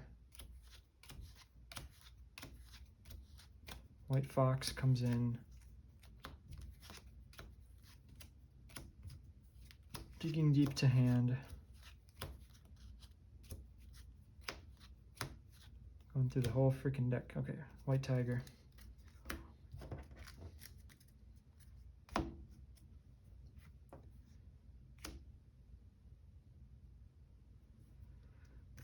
Okay, 4 cards, 5 cards in deck. If I'm gonna play Kalu, now's the time to do it. Please, please, please. Yes, there's a Blaze of Glory still in the deck. That probably gets us there. In addition to this sliding shot. The other 2 sliding shots are in the discard, but how about Daring Escape? 1, 2, 1 Daring Escape still in deck. So we can get Daring Escape ability going through the deck. Are we going through the deck? We've got Kalu plus White Tiger. Might not actually get through the deck.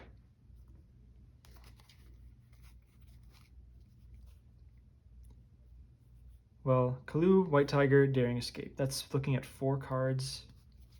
Oh shoot, is Nick still in the deck? Oh, Nick is still in the deck. Holy cow. All right, I think we've got it.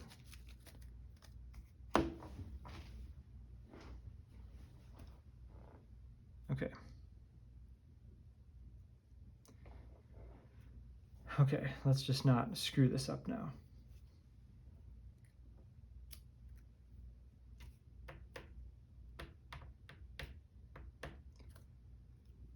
Pay 2, Kalu. Look at 5. We see a Blaze of Glory, we see a Daring Escape, we see Nick. So we're guaranteed to draw all of these cards.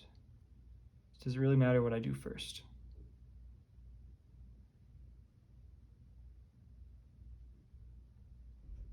I guess we're not guaranteed to draw all of them. If I draw Blaze of Glory right now, White Tiger could draw these two, and then we fizzle. So I actually... No, I guess we can fizzle anyway. Because if I draw Daring Escape with this, we'll draw 3. If Nick is at the bottom, we fizzle. That would be pretty unlucky, but if we can play around it, obviously we would. I think I get the Daring Escape. Feels bad to play Daring Escape before the Blaze of Glory.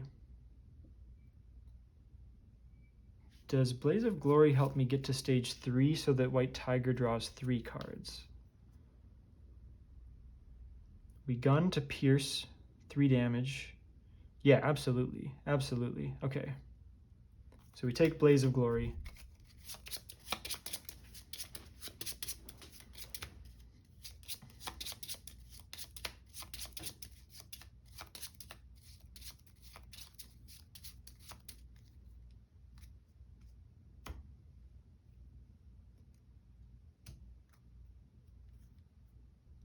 Pay 2. We're missing a little bit of Blaze of Glory value, but I think just the order of operations here makes the most sense. I always like to think about it a little harder, though, just to know I'm not being dumb.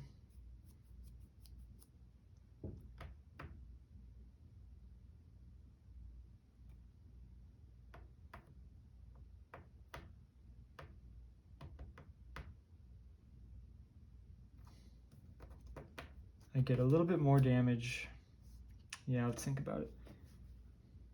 Because I get 4 more damage. I get 2 more damage if I do White Tiger first. So there's 4 cards in deck. The odds that we don't draw either Daring Escape or Nick is 1 in 6. We could draw Daring Escape and a not Nick card, and then we still need to hit the 50-50 that the next card we draw is Nick.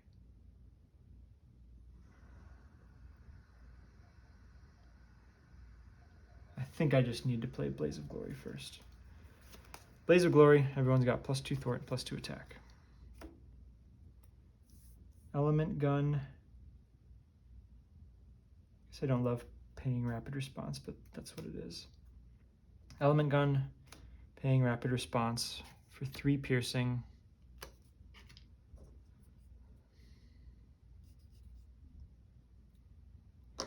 That will attach the stone to me. I guess I didn't actually think about that.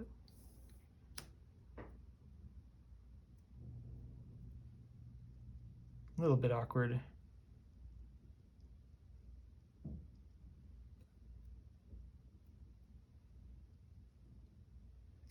All right, well, attack for 5. Wish one of these had 2. Because now they both have to attack on this side.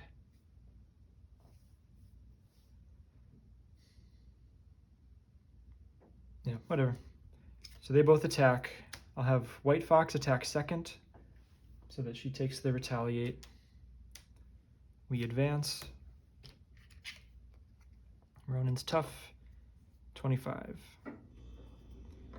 We get superior tactics.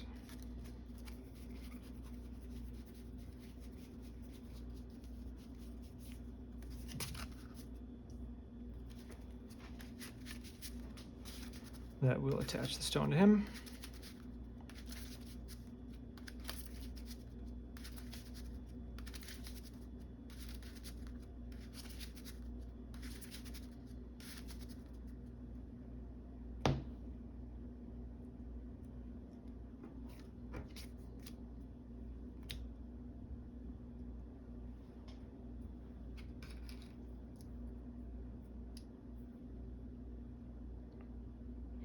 So now we're on stage 3. What could go wrong?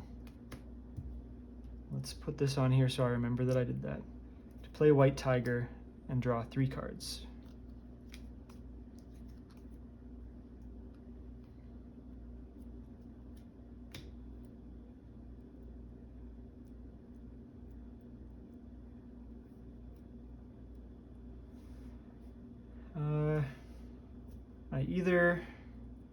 No, yeah, never mind. So, yeah, let's just Daring Escape right now. I want to get that back in the deck for sure.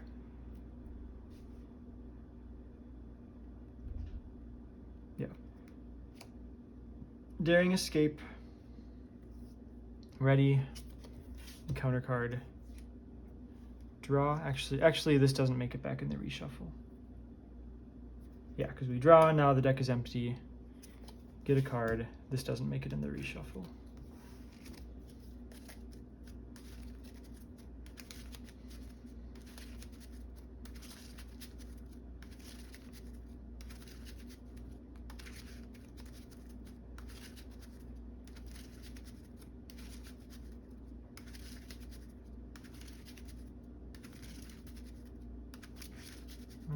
Am I ever activating enough that I want to take the stone back? Probably not. I would need multiple additional Daring Escapes. No.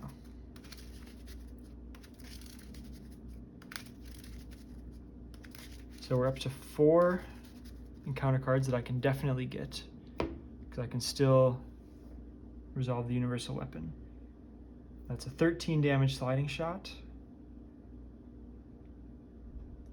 So a second sliding shot might do it. I'm actually a bit low on the resources. No, if I draw a second sliding shot, we've got it. So Band Together makes 3, plus Nova Prime. For Nick,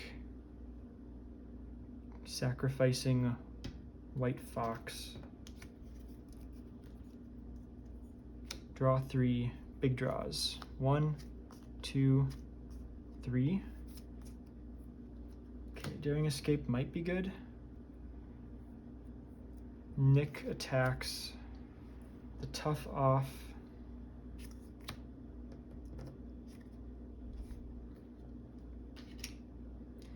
Takes a Retaliate. Star-Lord attacks for 4. So I would be spending wasting an attack for 2 to get the stone, which will go to use only once. Yeah, I'll just attack for 4.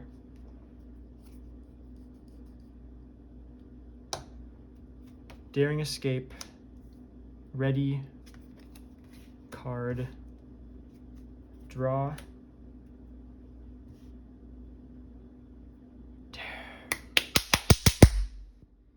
Attack for 4. I think I missed a couple of retaliates here. Attack for 2. Actually, she dies. Take 2. Deal an encounter card. Shuffle the universal weapon into the deck.